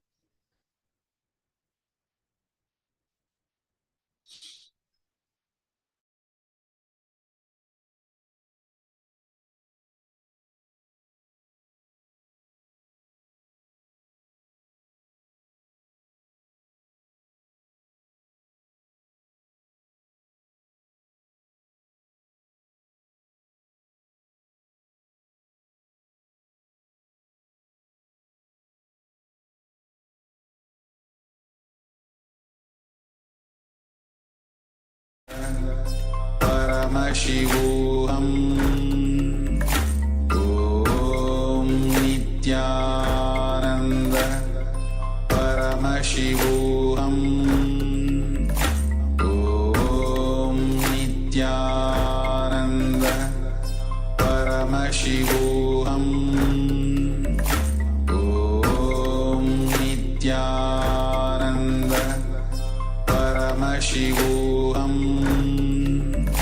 Om Nityananda Paramashivoham Om Nityananda Paramashivoham Om Nityananda Paramashivoham Om Nityananda Paramashivoham Om Nityananda Paramashivoham Om Nityananda Paramashivoham Om Nityananda Paramashivoham Om Nityananda Paramashivoham Om Nityananda Paramashivoham Om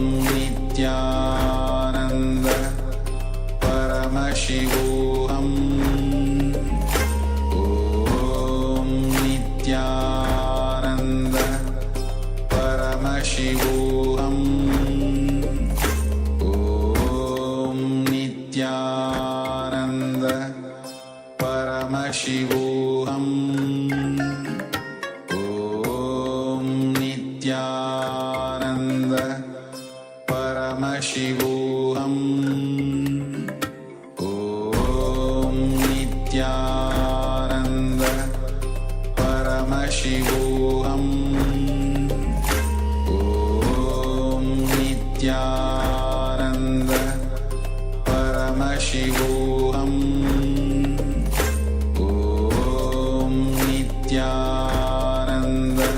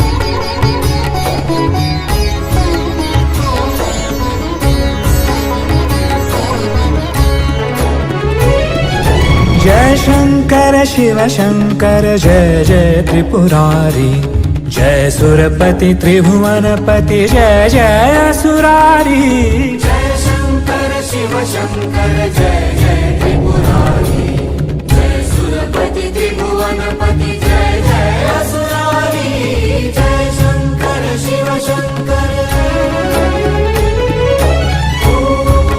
हर हर हर महादेव ओम हर हर हर महादेव ओम हर हर हर महादेव ओम हर हर हर महादेव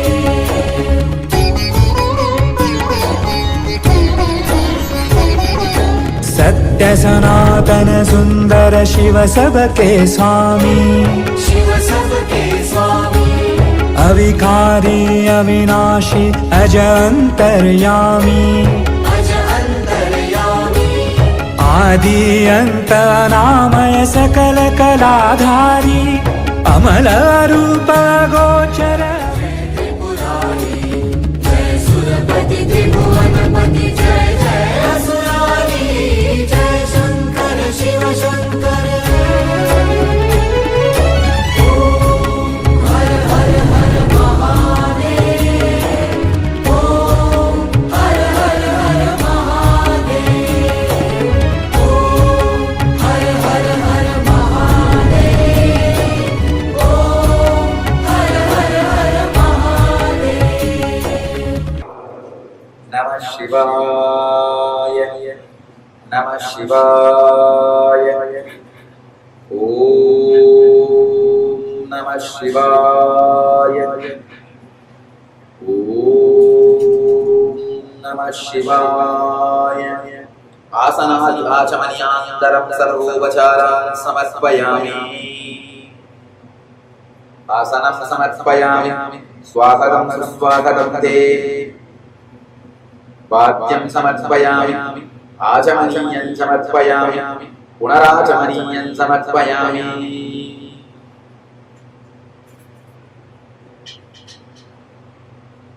आसनं स्वागतं वाद्यं आचमनीयं पुनराचमनीयं छालकपाल गरल गल मुण्डमाल valley चिताभस्मतन शोभित नयन धरे लाली प्रेत पिशाच सुसेवित पीत जटाधारी विवसन विकट रूपधर रुद्र प्रलयकारी जय शंकर शिव शंकर जय जय त्रिपुरारी जय सुरपति त्रिभुवनपति जय जय असुरारी जय शंकर शिव शंकर ओम हर हर हर महादेव ओम हर हर हर महादेव ओम हर हर हर महादेव ओम हर हर हर महादेव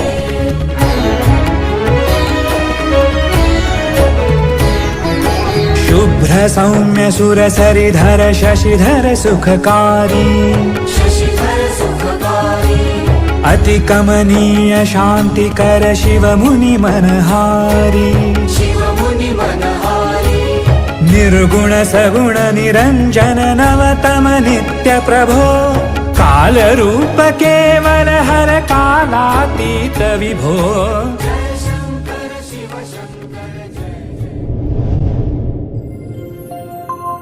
ॐ नित्यानन्द परमशिवोऽहम् ॐ